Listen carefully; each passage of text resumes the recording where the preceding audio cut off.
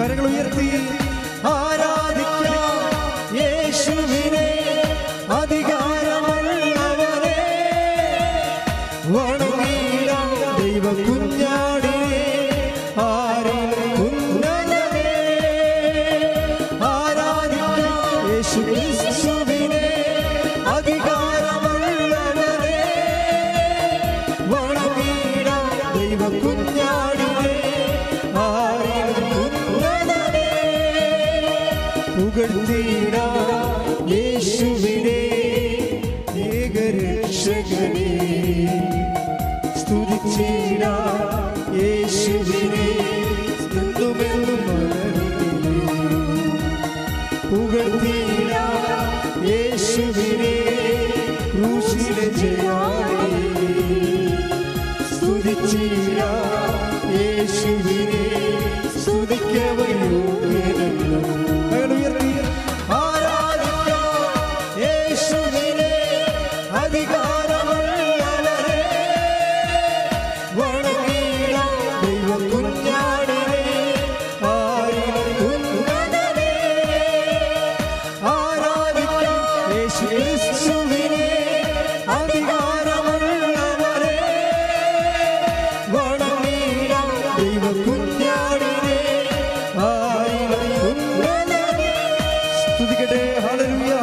പരിശുദ്ധ പരമദിവ്യകാരുണ്യത്തിന് ആരാധനയും സ്തുതിയും പുകഴ്ചയും ഉണ്ടായിരിക്കട്ടെ. നമുക്ക് ചേർന്ന് പ്രാർത്ഥിക്കാം. കർത്താവായ ദൈവമേ, അങ്ങയുടെ വിശുദ്ധമായ വലതുകരത്താൽ എന്റെ ഹൃദയത്തെ സ്പർശിക്കണമേ. എന്നെ കുറിച്ചുള്ള ദൈവഹിതം പെട്ടെന്ന് സമയബന്ധിതമായി വെളിപ്പെടുത്തുവാൻ എന്നെ ആധ്യാത്മികമായി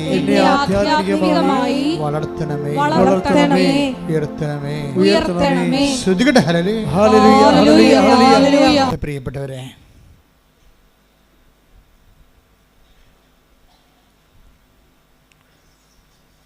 ഉടമ്പടിക്ക് 2 ലക്ഷ്യങ്ങളുണ്ട്.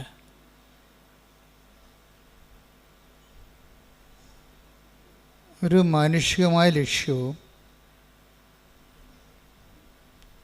ഒരു ദൈവികമായ ലക്ഷ്യവും.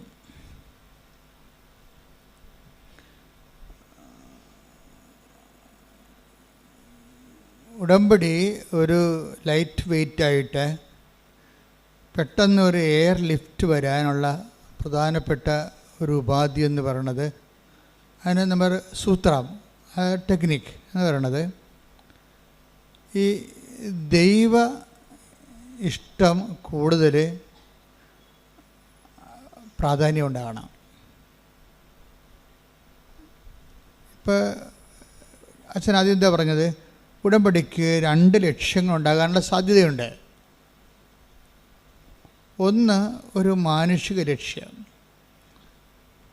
ഇപ്പം നമ്മുടെ നിയോഗങ്ങളൊക്കെ മാനുഷിക ലക്ഷ്യങ്ങളുണ്ടല്ലോ അല്ലേ? വീട് അത്യാവശ്യമല്ലേ, അതിന് ഓപ്ഷനില്ലല്ലോ. വിവാഹം അത്യാവശ്യമാണ്, ഓപ്ഷനില്ല, തിരഞ്ഞെടുപ്പില്ല. ജോലി അത്യാവശ്യമാണ്, ഓപ്ഷനില്ല. അപ്പോൾ മറ്റ് ഒരു ഉപാധി സമാന്തരമില്ലാത്ത വിഷയമാണ് നമ്മുടെ ഉടമ്പടിയിൽ. അതുപോലെ സമയബന്ധിതമായി നടക്കേണ്ട കാര്യങ്ങളാണ്. മറ്റു ബാധ്യതകളില്ല, മറ്റൊരു ഓപ്ഷനില്ല, മറ്റൊരു ചാൻസ് ഇല്ല, തിരഞ്ഞെടുപ്പില്ല. പക്ഷേ സമയവുമില്ല, മറ്റൊരു തിരഞ്ഞെടുപ്പുമില്ല, പക്ഷേ സമയവുമില്ല. ഇപ്പം ജപ്തിയൊക്കെ എന്ന് പറയുമ്പോൾ സമയബന്ധിതമാണല്ലോ. വിസയും അക്കാഡമിക് കോഴ്സുകളും എല്ലാം സമയബന്ധിതമാണ്. നമുക്ക് സമയം മുമ്പില്ല വേറെ. അപ്പം അങ്ങനെയുള്ള വിഷയങ്ങളാണ് ഉടമ്പടിയുടെ പരിധി വരുന്നത്. അതാണ് അതിൻ്റെ മാനുഷികമായ ലക്ഷ്യം എന്ന് പറയുന്നത്. ഇനി ഇതിന് തന്നെ മാനുഷിക ലക്ഷ്യം എന്ന് പറയുന്നത് മാനുഷികമായ നിയോഗങ്ങളാണ് ഉദ്ദേശിക്കുന്നത്, നമ്മൾ വെക്കുന്ന പ്രാർത്ഥന ആവശ്യങ്ങൾ. ഇത് ലിഫ്റ്റ് ചെയ്യാൻ കുറച്ച് സമയമെടുക്കും. ചില വിഷയങ്ങളിൽ നമ്മൾ നിയോഗത്തിൽ വെച്ചാൽ ലിഫ്റ്റ് ചെയ്യാൻ, അത് ദൈവത്തെ കൊണ്ട് അഡ്രസ്സ് ചെയ്യിക്കാൻ ചില നിയോഗങ്ങൾക്ക് കുറേ സമയമെടുക്കും. അതിൻ്റെ കാരണം അതിൽ ദൈവത്തിന് മാർജിനൊന്നും ഇല്ലാത്തത് കൊണ്ടാണ്. വളരെ തന്ത്രപരമായിട്ട് വേണം ഉടമ്പടി ചെയ്യാൻ. അല്ല ഓടി വന്ന് വല്ലതൊക്കെ എഴുതിയിട്ട് കഴിഞ്ഞാൽ യൂദാസ് പുന്നാളിൻ്റെ പെട്ടി കൊണ്ടുപോയി എഴുതിയിടുന്നവർ ഇരിക്കും. അതിൻ്റെ അകത്ത് ഇത് ഉടമ്പടി വളരെ സത്യസന്ധമായ ഒരു അതിൻ്റെ ഒരു ടെക്നിക്കാലിറ്റീസ് പഠിക്കണം. അതിൻ്റെ അകത്ത് നമ്മൾ ഓരോ നിയോഗം വെക്കുമ്പോൾ അതിൻ്റെ മാർജിൻ എന്താണെന്ന് നോക്കണം. എല്ലാ ബിസിനസ്സിനും അതിൻ്റെ മാർജിനില്ലേ? അല്ലെ പിന്നെ ആരാണ് ബിസിനസ് ചെയ്യാൻ പോണത്? അതുപോലെ തന്നെ ഇതിനും ദൈവമായിട്ടൊരു ബിസിനസ് അല്ലെങ്കിൽ ഇതൊരു ആധ്യാത്മിക വിനിമയമാണല്ലോ. ഈ വിനിമയത്തിൽ മാർജിൻ എന്താണ്? അതിൻ്റെ ദൈവത്തിന് അതിൻ്റെ അകത്തുള്ള ലാഭം എന്താണ്? ആ ദൈവത്തിന് അതുകൊണ്ട് എന്താ പ്രയോജനം? അത് വളരെ തന്ത്രപരമായിട്ട് നമ്മൾ ധ്യാനിച്ച് മനസ്സിലാക്കേണ്ടതാണ്. ഈ ദൈവത്തിൻ്റെ പ്രയോജനങ്ങളെ ഇനി മനുഷ്യന്മാരുടെ ആധ്യാത്മിക നിലവാരം അനുസരിച്ചുകൊണ്ട് ഡിസേൺമെൻറ്റ് ചെയ്യാൻ ചിലർക്ക് ഇത്തിരി സമയം മതി, ചിലർക്ക് ഒത്തിരി സമയം വേണം. അതായത് നമ്മളൊരു വിഷയം ഉടമ്പടി വെച്ചു. ആ ഉടമ്പടി വെക്കുന്ന വിഷയം നമുക്ക് പ്രധാനപ്പെട്ടതാണ്. നമുക്കതിന് വേറെ ഒരു ഓപ്ഷൻ അതിനകത്ത് ഇല്ലതാനും. പക്ഷെ അങ്ങനെ വരുമ്പോൾ ഇതിൽ എന്താണ് ദൈവത്തിന് ഇതിൻ്റെ അകത്തുള്ള പ്രയോജനം? അതൊരു പ്രധാനപ്പെട്ട വിഷയമാണ്. ഇതിൻ്റെ അകത്ത് എന്താണ്? അപ്പോൾ എല്ലാത്തിനും നിങ്ങൾ ഒരു ഗ്യാരണ്ടി ചെയ്യേണ്ടത് interest of God in the covenant, ആ ഇൻറ്റൻഷൻസ് നിങ്ങൾ ഗ്യാരണ്ടി ചെയ്യണം. ആദ്യം ഞാൻ എന്തുകൊണ്ട് ഇങ്ങനെ സംസാരിക്കണമെന്ന് ചോദിച്ചു കഴിഞ്ഞാൽ, ലക്ഷക്കണക്കിന് സാക്ഷ്യങ്ങളെ ഞാൻ അനലൈസ് ചെയ്യും. എത്ര വർഷമായി ഉടമ്പടി അമ്മ 2016 തന്നത്. ഈ കൃപാസനം എന്ന് പറഞ്ഞ സംവിധാനം ഉള്ളത് 89 അന്ന് മുതൽ ലക്ഷക്കണക്കിന് മനുഷ്യർ പ്രാർത്ഥിക്കുകയും കൗൺസിൽ ചെയ്യുകയും ഒക്കെ ചെയ്യുമ്പോൾ എനിക്കിതിൻ്റെ ഞാനെല്ലാം നിശ്ചിതമായി നിരീക്ഷിക്കുന്ന ഒരാളാണ്.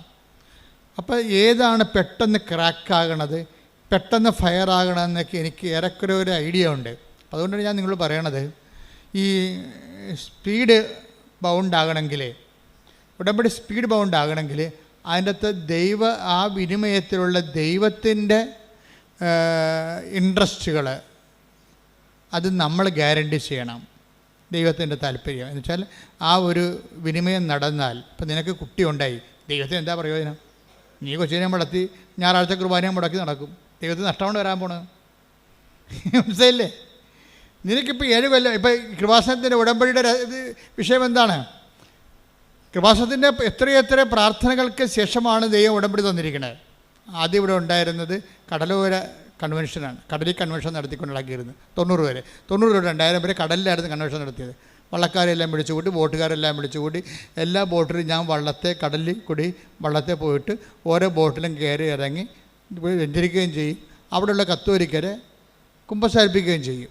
അതാണ് അന്ന് അമ്മ ഈശോ പറഞ്ഞ കാര്യങ്ങൾ. 2000 ആയപ്പോൾ എൻ്റെ ശുശ്രൂഷ അവിടെ കഴിഞ്ഞു. അപ്പോൾ എന്നോട് പറഞ്ഞ് കടലിൽ നിന്ന് പോരാൻ പറഞ്ഞു. അപ്പോൾ എനിക്ക് ഈ ശുശ്രൂഷ ഇവിടെ സ്ഥലം കാണിച്ചു തന്നു. അപ്പോൾ ഇവിടെ കൊണ്ടുവന്നൊരു കാറ്റാടി കമ്പ് കുഴിച്ചിട്ട് 8 കാറ്റാടി കമ്പ് അവിടെ കുഴിച്ചിട്ട് ഒരു ടർപ്പുള്ളി വലിച്ചു കിട്ടി തുടങ്ങിയ പരിപാടിയാണിത്. അത് 2000 ഞങ്ങൾ ചെയ്തതെന്ന് വെച്ച് കഴിഞ്ഞാൽ അന്ന് അമ്മ പറഞ്ഞത് ഒന്നും ചെയ്യേണ്ട, ശുശ്രൂഷ ഒന്നും വേണ്ട, മാക്സിമം ഇരുന്ന് മധ്യസ്ഥ പ്രാർത്ഥന നടത്താൻ പറഞ്ഞു, മാക്സിമം. അപ്പോൾ എന്താ ഞങ്ങൾ വെച്ച് കഴിഞ്ഞാൽ എല്ലാം ചെയ്യുമ്പോൾ അടിമോസ്റ്റാണ് ചെയ്യണത്. അല്ലാതെ അപ്പോഴുടനെ എനിക്കൊരാളെ ഒപ്പിച്ചു തന്നത്.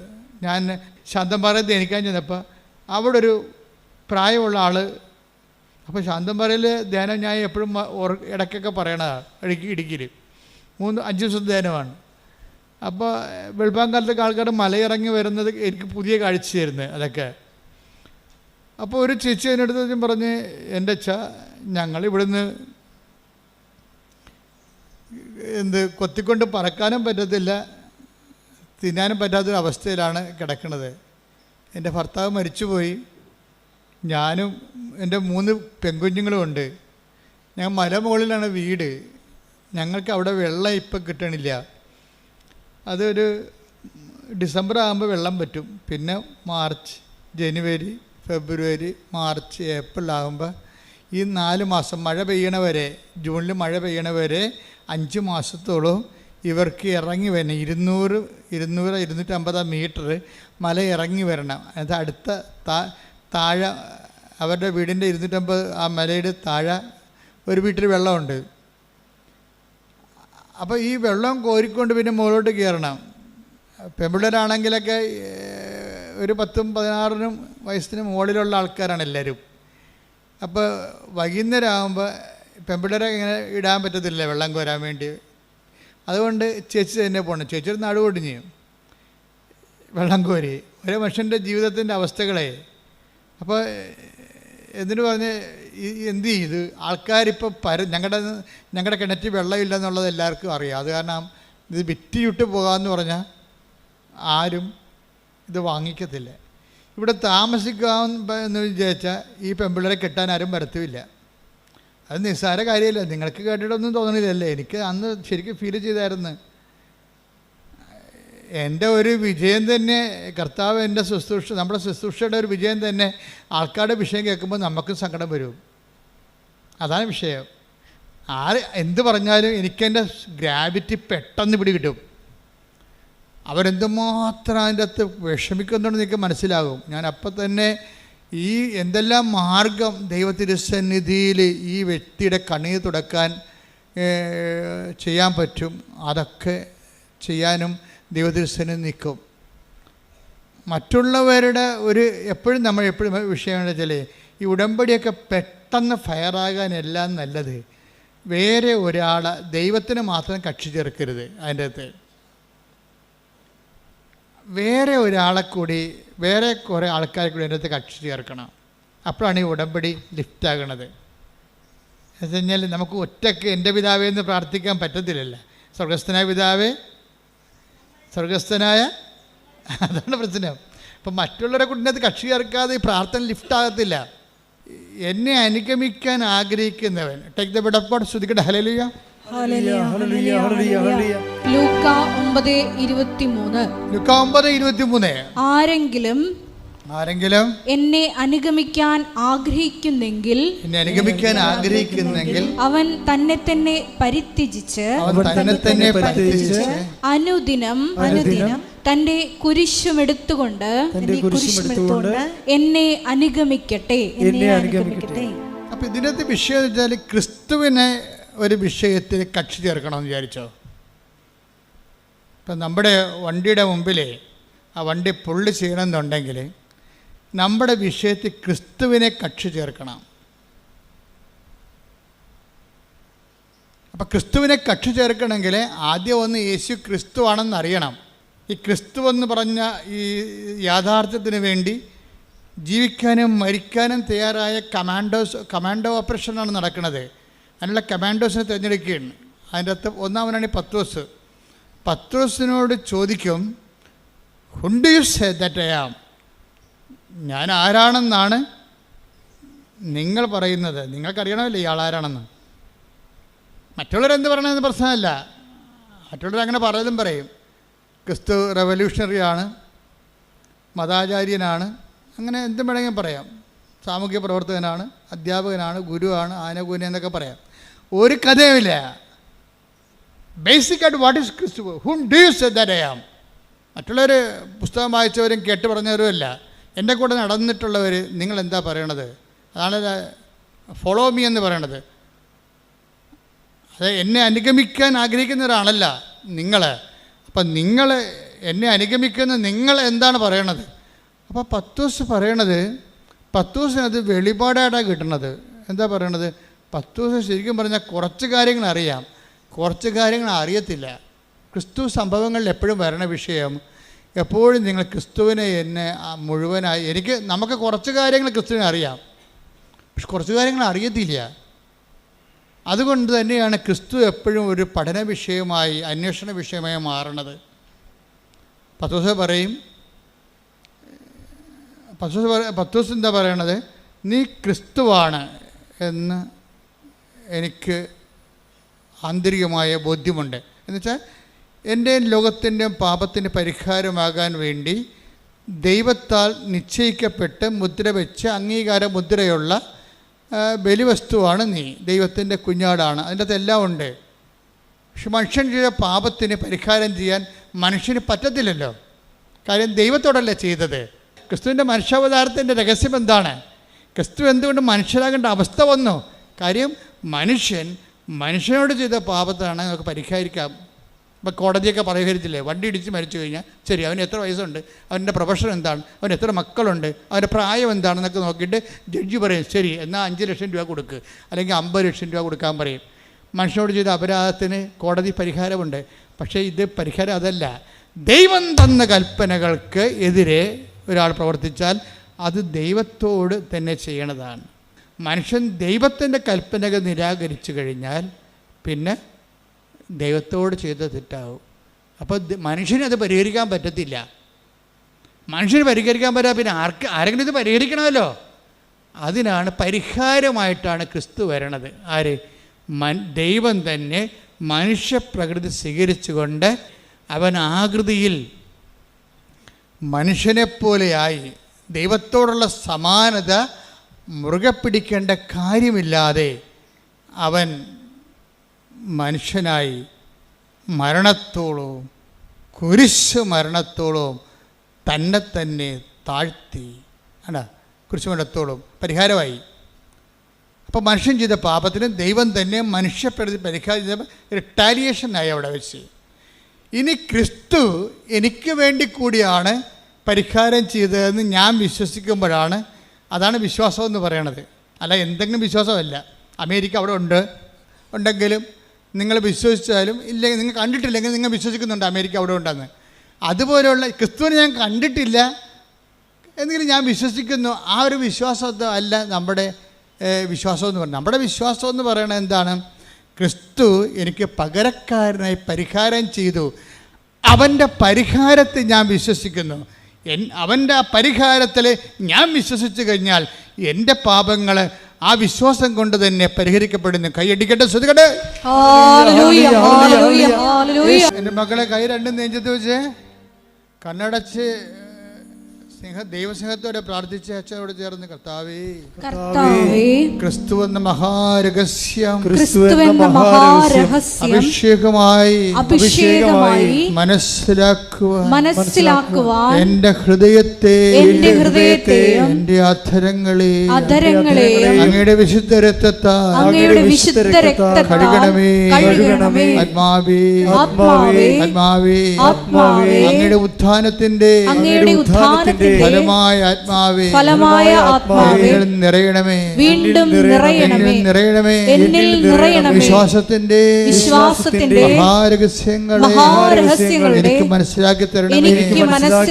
ക്രിസ്തുവിനെ സ്വീകരിക്കാൻ, ക്രിസ്തുവിന് വേണ്ടി ജീവിക്കാൻ, ക്രിസ്തുവിന്റെ നാമത്തെ പ്രഖ്യാപിക്കാൻ അഭിഷേകം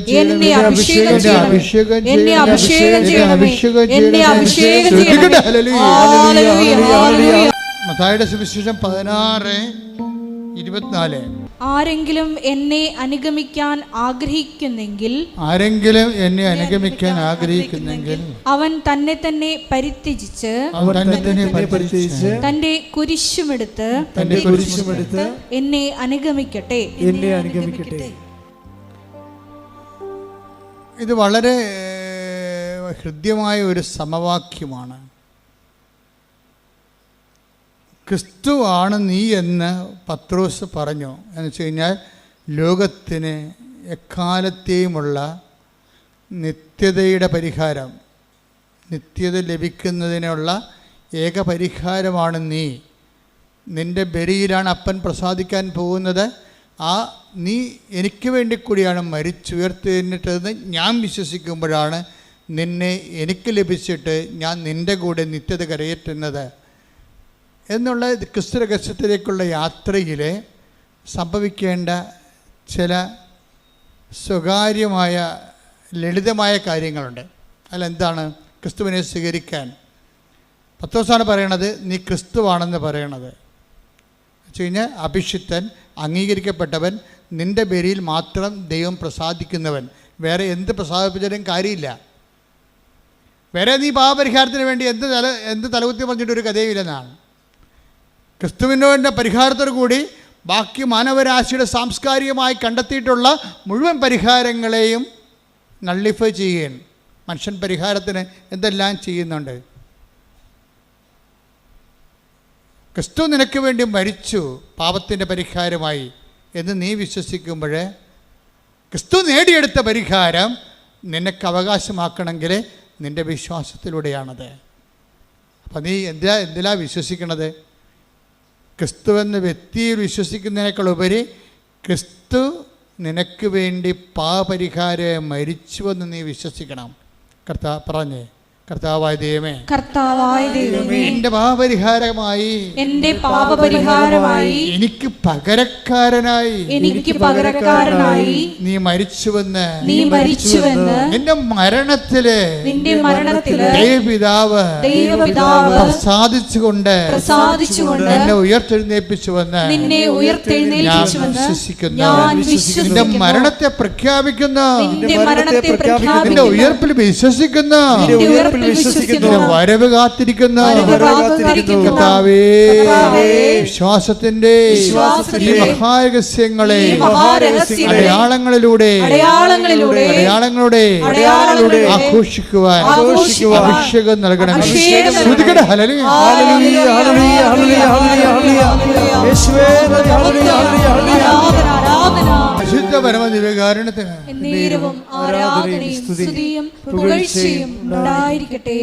ഉടമ്പടി അടയാളങ്ങളുടെ ക്രിസ്തു രഹസ്യത്തിൻ്റെ അടയാളങ്ങളുടെ ആഘോഷമാണ് ഉടമ്പടി.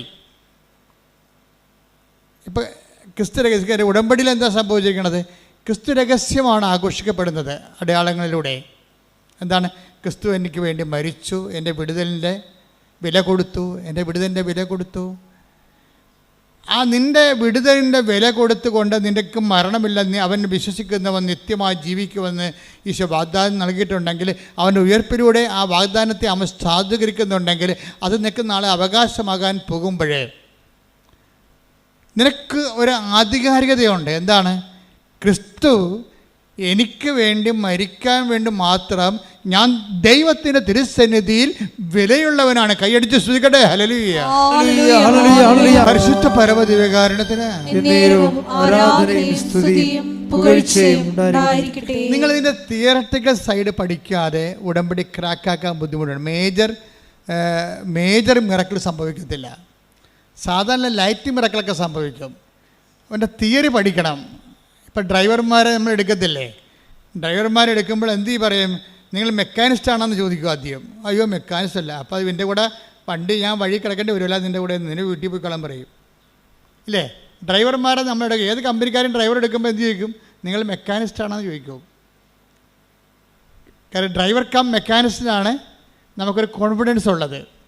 ഉടമ്പടി പഠിക്കുമ്പോൾ അതിൻ്റെ ഡ്രൈവറായാൽ മാത്രം പോരാ, അത് ചെയ്ത് അനുഷ്ഠിച്ച് ഓരോ കാര്യം അച്ഛൻ ഇവിടുന്ന് പറഞ്ഞു വിടും, ഓരോ കാര്യം നിങ്ങൾ ചെയ്യും. നിങ്ങൾ ഡ്രൈവറാണ് അതിൻ്റെ, പക്ഷേ മെക്കാനിസ്റ്റ് അല്ല. ഉടമ്പടി എങ്ങനെ ക്രാക്കാക്കണം എന്നുള്ളതിൻ്റെ അതിൻ്റെ സൈദ്ധാന്തിക ലെവൽ അറിയണം. അതെന്താണ്? ക്രിസ്തു രഹസ്യങ്ങളുടെ ആഘോഷമാണ്. ക്രിസ്തു രഹസ്യം എന്ന് പറയുന്നത് എന്താണ്? ക്രിസ്തു എനിക്ക് വേണ്ടി പകരക്കാരനായി മരിച്ചു. പറഞ്ഞേ, ക്രിസ്തു എനിക്ക് വേണ്ടി പകരക്കാരനായി മരിച്ചു. എനിക്ക് ലഭിക്കുന്ന ഓരോ കുരിശിലും അവന്റെ നാമത്തോട് ഞാൻ ഐക്യദാർഢ്യം പ്രഖ്യാപിച്ചുകൊണ്ട് അവന്റെ മരണത്തെ ഞാൻ പ്രഖ്യാപിക്കുന്നു. എനിക്ക് ലഭിക്കുന്ന അനുദിന സങ്കടങ്ങളിലൂടെ അവന്റെ മരണത്തെ പ്രഖ്യാപിക്കുമ്പോൾ അങ്ങനെ മരണത്തെ പ്രഖ്യാപിക്കുന്നവർക്ക് അവനോടുകൂടി മരിക്കുന്നവർക്ക് അവന്റെ മരണം വാഗ്ദാനം ചെയ്യുന്ന അവനോടുകൂടിയുള്ള നിത്യജീവിതത്തെ ഞാൻ പ്രഖ്യാപിക്കുന്നു, പ്രത്യാശിക്കുന്നു. ശ്രുതികട ഹല്ലേലൂയ, ഹല്ലേലൂയ, ഹല്ലേലൂയ, ഹല്ലേലൂയ, ഹല്ലേലൂയ. യേശുവേ നന്ദി, ഹല്ലേലൂയ, ഹല്ലേലൂയ, ഹല്ലേലൂയ. നീ എനിക്ക് വേണ്ടി മരിക്കും, നീ എനിക്ക് വേണ്ടി ഉയർത്തി നിൽക്കും, നീ എനിക്ക് വേണ്ടി പാപപരിഹാരമാകും. കാര്യം നീ ക്രിസ്തുവാണ്. ഈ ക്രിസ്തു രഹസ്യത്തെ പ്രഖ്യാപിക്കുമ്പോൾ അത് പകുതിയോളം വെളിപാടാണ് പത്രോസിന്. അപ്പോൾ ഈശോ പറഞ്ഞുകൊണ്ട് ക്ഷമയോൻ പറഞ്ഞു it's flesh blood that reveals it is my Father in heaven എന്ന് ഈശോ പറയുന്നുണ്ട്. എന്താ പറയണത്? ഈ ഇത്രയും നീ ക്രിസ്തുവാണെന്ന് പറഞ്ഞ അത്രയും കാര്യങ്ങളില്ലേ, അത് നീ പഠിച്ചതല്ല, നിന്നെ പഠിപ്പിച്ചതാണ്. നീ അത് പഠിച്ചതല്ല, അത് നീ പഠിപ്പിച്ചതാണ്. ആരാണ്? എൻ്റെ സ്വർഗസ്ഥനായ പിതാവ്. ദൈവവേദനേ, നിന്നെ ക്രിസ്തുവിനെ പഠിക്കണമെന്നുണ്ടെങ്കിൽ നിനക്ക് ദൈവപിതാവിൻ്റെ സഹായം വേണ്ടി വരും. പ്രാർത്ഥിക്കുക, കർത്താവേ അങ്ങേ പിതാവിന്റെ സഹായത്താൽ പത്രോസിനെ പോലെ അങ്ങേ പഠിക്കാനുള്ള വെളിപാടിന്റെ ദൈവസ്നേഹത്താൽ എന്നെ അഭിഷേകം ചെയ്യണമേ. പത്രോസ് അതിൻ്റെ ക്രിസ്തു മഹാരഹസ്യത്തിൻ്റെ വാതിക്കലെത്തി അങ്കണത്തിലേക്ക് പ്രവേശിച്ചു എന്ന് ഈശോയ്ക്ക് മനസ്സിലായി. അപ്പോൾ പത്രോസ് പറയും, it is a flesh and blood that reveals you. ഇത് നിൻ്റെ മാംസവും രക്തവുമല്ല, നിൻ്റെ അറിവല്ല, ഇത് അപ്പ നിന്നോട് പറഞ്ഞിട്ടുണ്ട് എന്നെക്കുറിച്ച്. Though now you got the pass, നിനക്ക് പ്രവേശന അനുമതി ലഭിച്ചു. അപ്പോൾ ഇത് ഭയങ്കര സംഭവമാണ്. ക്രിസ്തു ഉടനെ പത്രോസിനെ മനസ്സിലാക്കി. എന്താ പറഞ്ഞത്? ഇത് നിനക്ക് ഇതിൻ്റെ കഴിവില്ലെന്ന് എനിക്കറിയാം, നീ അത്രയും പഠിച്ചിട്ടില്ല എൻ്റെ രഹസ്യം. പക്ഷെ അപ്പ നിനക്ക് ക്രിസ്തു രഹസ്യത്തിൻ്റെ ഒരു സൗധങ്ങളിലേക്ക് പ്രവേശിക്കാൻ വേണ്ടി അപ്പ നിനക്ക് പ്രവേശന പാസ് തന്നിട്ടുണ്ട്. Now I know it. ഇപ്പം എനിക്ക് മനസ്സിലായി. ഇനി എനിക്ക് നിന്നോട് കുറച്ച് കാര്യം പറയാനുണ്ട്. നിന്നോടും നിന്നെപ്പോലെ കമാൻഡോയാകാൻ വേണ്ടി ദൈവം വിളിച്ചവരോടെല്ലാം പറയാം. നീ എന്നെയാണ് അനുഗമിക്കാൻ ആഗ്രഹിക്കുന്നുണ്ടെങ്കിൽ എന്തു ചെയ്യണം? ഫസ്റ്റ് ടൈം എന്തു ചെയ്യണം? സ്വയം പരിത്യജിക്കണം. നിൻ്റെ വിഷയങ്ങളല്ല. എങ്ങനെയാണ് പെട്ടെന്ന് ഉടമ്പടി ക്രാക്കാകണം നിങ്ങളോട് പറയണ ഞാൻ. ക്രിസ്തു രഹസ്യത്തെ താത്വികമായിട്ടും സൈദ്ധാന്തികമായിട്ടും സൂക്ഷ്മതയോടെ പരിശോധിച്ചിട്ട് നിങ്ങൾ ഇംപ്ലിമെൻ്റ് ചെയ്യണം. എന്താണ്? ഇതിൻ്റെ അകത്ത് സ്വയം കണ്ടൻറ്റുകൾ ഉണ്ടാവും എപ്പോഴും. സ്വയം എന്ന് തന്നെ ഈ സ്വയം എന്ന് പറയുമ്പോൾ എല്ലാ ഇൻറ്റൻഷനിലുള്ള സ്വയം നീ നോക്കിയെടുക്കണം. അതിനകത്ത് ക്രിസ്തുവിനെ കക്ഷിയാക്കണമെങ്കിൽ എന്താ മാർഗം? ഇത് എയർലിഫ്റ്റ് ചെയ്യണ്ടേ നിൻ്റെ നിയോഗങ്ങൾ? അതിന് ക്രിസ്തു കക്ഷിയാകണ്ടേ? അതിനകത്ത് സ്വയം ഉണ്ടാകുന്ന നോക്കിയെടുക്കണം. ഇപ്പോൾ ഉദാഹരണം, നിനക്ക് കുട്ടിയെ വേണം, നിനക്ക് കുട്ടിയില്ല. കാര്യം 23 വർഷമാണ് മക്കളില്ലാത്തവരെ ഈ ആൾക്കാരെ ഒറ്റ ഉടമ്പടി കൊണ്ട് 90 ദിവസത്തിനുള്ള ഒരു പ്രഗ്നൻ്റ് ആയിട്ടുണ്ട്. അങ്ങനെ പല കേസുകളുണ്ട്. ഇത് തന്നെയാണ് എല്ലാ കേസിൻ്റെ അവസ്ഥ. ലോകം കൈവിട്ട് ലോകത്ത് ജീവിച്ചിട്ട് വ്യത്യസ്തങ്ങളായ പ്രാർത്ഥനാ രീതികൾ നീ അവലംബിച്ചിട്ട് അവിടെ ആൻസർ കിട്ടാത്ത കാര്യം ഉടമ്പടി ആൻസറുണ്ട്. ആൻസറുണ്ടെന്ന് വെച്ചാൽ അതിൻ്റെ പ്രൂഫ് നിങ്ങൾക്ക് നോക്കിയാൽ മതി. ഓരോ ഉടമ്പടി സാക്ഷ്യത്തിൽ നോക്കിയാൽ മനസ്സിലാവും. അപ്പോൾ ഇതൊരു ലാസ്റ്റ് ഓപ്ഷൻ, ലാസ്റ്റ് അബോർഡാണ്. അവസാന കൂടാരത്തിലേക്ക് ദൈവം നിന്നെ കൊണ്ടുവന്നിരിക്കുകയാണ്. പക്ഷേ ഈ കൂടാരത്തേക്ക് വരുമ്പോൾ നീ ഇതിനെ ഈസിയായിട്ട് കണ്ടാൽ നീ ഒരു പൊട്ടൻ ക്രിസ്ത്യാനിയായിട്ട് മാറുക. എന്ന് വെച്ച് കഴിഞ്ഞാൽ ഇതിനെക്കുറിച്ച് കഥ അറിയാൻ പറ്റാതെ എന്നെ ആരാണ്ടൊക്കെ പറഞ്ഞ പോലെ എന്തൊക്കെ കാണിച്ചു വെച്ചിട്ട് പോകും. ഇത് വർക്കൗട്ട് ചെയ്ത് കറക്റ്റ് ചെയ്യത്തില്ല. ഇതിൻ്റെ രഹസ്യം മനസ്സിലാക്കിയിട്ട് നീ എന്താ ചെയ്യേണ്ടത്? ഈ സ്വയം എന്നുള്ള ക്രിസ്തുവിനെ നീ സ്വീകരിക്കണം. നീ ഉടമ്പടിയിൽ എനിക്ക് IELTS പാസ്സാകണം, അല്ലെങ്കിൽ എൻ്റെ ക്യാൻസർ 4ാം സ്റ്റേജ് എൻ്റെ രോഗം സുഖപ്പെടണം. അങ്ങനെ ക്യാൻസർ 4ാം സ്റ്റേജൊക്കെ ഒത്തിരി സൗഖ്യങ്ങൾ ഉടമ്പടിയിലൊക്കെ നമ്മുടെ യൂട്യൂബിൽ കിടപ്പുണ്ട്. ഉടമ്പടിയിലൂടെ ലഭിച്ചത് 75 കൊല്ലമായിട്ട് ഭാഗോടമ്പടി നടക്കാത്തതൊക്കെ ഒറ്റ ആഴ്ചക്കൂടി ഭാഗോടമ്പടി നടക്കും. ഇതൊക്കെ സിമ്പിളാണ് കാര്യം. പക്ഷേ നീ ഇതിനാണ് പ്രാധാന്യം കൊടുക്കണമെങ്കിൽ അതിൻ്റെ അകത്തൊരു സ്വയമുണ്ട്. ഈ സ്വയം അതിൻ്റെ അകത്ത് എപ്പോഴാണ് നീ സ്വയം ഐഡൻറ്റിഫൈ ചെയ്യാൻ പറ്റുന്നില്ലെങ്കിൽ ഉടമ്പടി ലാഗ് ചെയ്യും. സ്വയം എന്ന് പറയുന്നത് എന്താണ്? ഇപ്പം നിങ്ങൾക്ക് കാനഡയിൽ പോകണം. ഞാൻ രാവിലെ പറഞ്ഞില്ലേ, എന്തിനാണ് കാനഡയിൽ പോകണമെന്ന് ചോദിച്ചു കഴിഞ്ഞാൽ അവിടെ ചെന്നിട്ട് ജോലി കിട്ടി, അവിടെ കല്യാണം കഴിച്ചിട്ട് അവിടെ തൻ്റെ കുഞ്ഞിന് അവിടെ ജന്മം കൊടുക്കണം. എന്തിനാണ് ജന്മം കൊടുക്കണം? എന്നാൽ മാത്രമേ അവിടെ നിന്നൊക്കെ പൗരത്വം കിട്ടത്തുള്ളൂ. അതാണ് അതിനകത്തുള്ള സ്വയം എന്ന് പറയുന്ന സാധനം. സ്വയം അതാണ്. സ്വയം അത് ദൈവഹിതത്തിന് വിടണം. മനസ്സിലായില്ലേ? അവിടെ കയറി പിടിച്ചു കഴിഞ്ഞാൽ പക്ഷേ എന്നിട്ട് നീ എന്ത് ചെയ്യണം? കുരിശെടുക്കണം. സ്വയം പരിചയിച്ചിട്ട് എന്ത് ചെയ്യണം? സ്വയം പരിചയിച്ചുകൊണ്ട് മാത്രമല്ല, അവിടെ ദൈവഹിതത്തിന് അത് എന്ത് സംഭവിക്കട്ടെ, അത് കോംപ്രമൈസ്, അത് നീ ദൈവം എന്ത് തീരുമാനിക്കുന്നു അവിടെ ഒരു കോംപ്രമൈസ് ചെയ്യാൻ തയ്യാറാണെന്ന് ആദ്യമേ കൈപൊക്കി പറഞ്ഞേക്കണം. കർത്താവേ, ഇതാണ് എൻ്റെ സ്വയം, പക്ഷേ ഇതേ സമയത്ത് അറ്റ് എനി കോസ്റ്റ് പരിത്യജിക്കാൻ ഞാൻ തയ്യാറാണ്. ഒന്ന് പറഞ്ഞേ, കർത്താവേ, എൻ്റെ നിയോഗത്തിൽ എഴുതിയിരിക്കുന്നതാണ് എന്റെ നിയോഗത്തിൽ എഴുതിയിരിക്കുന്നതാണ് എൻ്റെ സ്വയം. എന്റെ സ്വയം. അത് നിന്നെ സ്വീകരിക്കാൻ വേണ്ടി ഏതൊത്തുതീർപ്പിനും ഞാൻ തയ്യാറാണ്. അപ്പൊ ഈ സ്വയം ക്രിസ്തുവിനെ സ്വീകരിക്കാൻ വേണ്ടി കുപ്പയായിട്ട് കരുതാൻ നമുക്ക് കഴിഞ്ഞാൽ ഇത് പെട്ടെന്ന് ലിഫ്റ്റാവും. എന്ന് വെച്ച് കഴിഞ്ഞാൽ പിന്നെ എന്ത് ചെയ്യണം? അതിൻ്റെ അകത്തൊരു ക്രോസ് കണ്ടൻറ്റ് നിങ്ങൾ ആഡ് ചെയ്യണം. ക്രോസ് കണ്ടൻറ്റ് എന്ന് പറയുന്നത് എന്താണ്? എന്നെ അനുഗമിക്കാൻ ആഗ്രഹിക്കുന്നവൻ സ്വയം പരിത്യജിക്കുക. പിന്നെ എന്താണ്? കുരിശമെടുത്തുകൊണ്ട് കൂടെ വരിക. അപ്പം അപ്പോഴാണ് ഈ ക്രിസ്തു എന്ന് പത്രോസ് പറഞ്ഞ സംഭവം ഇവനെ അവകാശം ഓഹരിമാക്കാനുള്ള സൊല്യൂഷൻസിൻ്റെ ഇക്വേഷൻസ് പറയുകയാണ് ഈശോ. എന്താണ് അതിനൊന്ന്? ക്രിസ്തുവിനെ സ്വീകരിക്കാൻ എന്ത് ചെയ്യണം? സ്വയം എന്നുള്ള സംഭവം എല്ലാത്തിൻ്റെ അകത്ത് സ്വയം ഉണ്ടാകും. ഇപ്പം നിനക്കൊരു കുഞ്ഞിനെ വേണം, ദാറ്റ്സ് ഓക്കെ, ന്യായമായ ആവശ്യമാണ്. കുഞ്ഞിനെ കിട്ടുമ്പോൾ അതിൻ്റെ അകത്തൊരു സ്വയമുണ്ട്. എന്താ കാര്യം?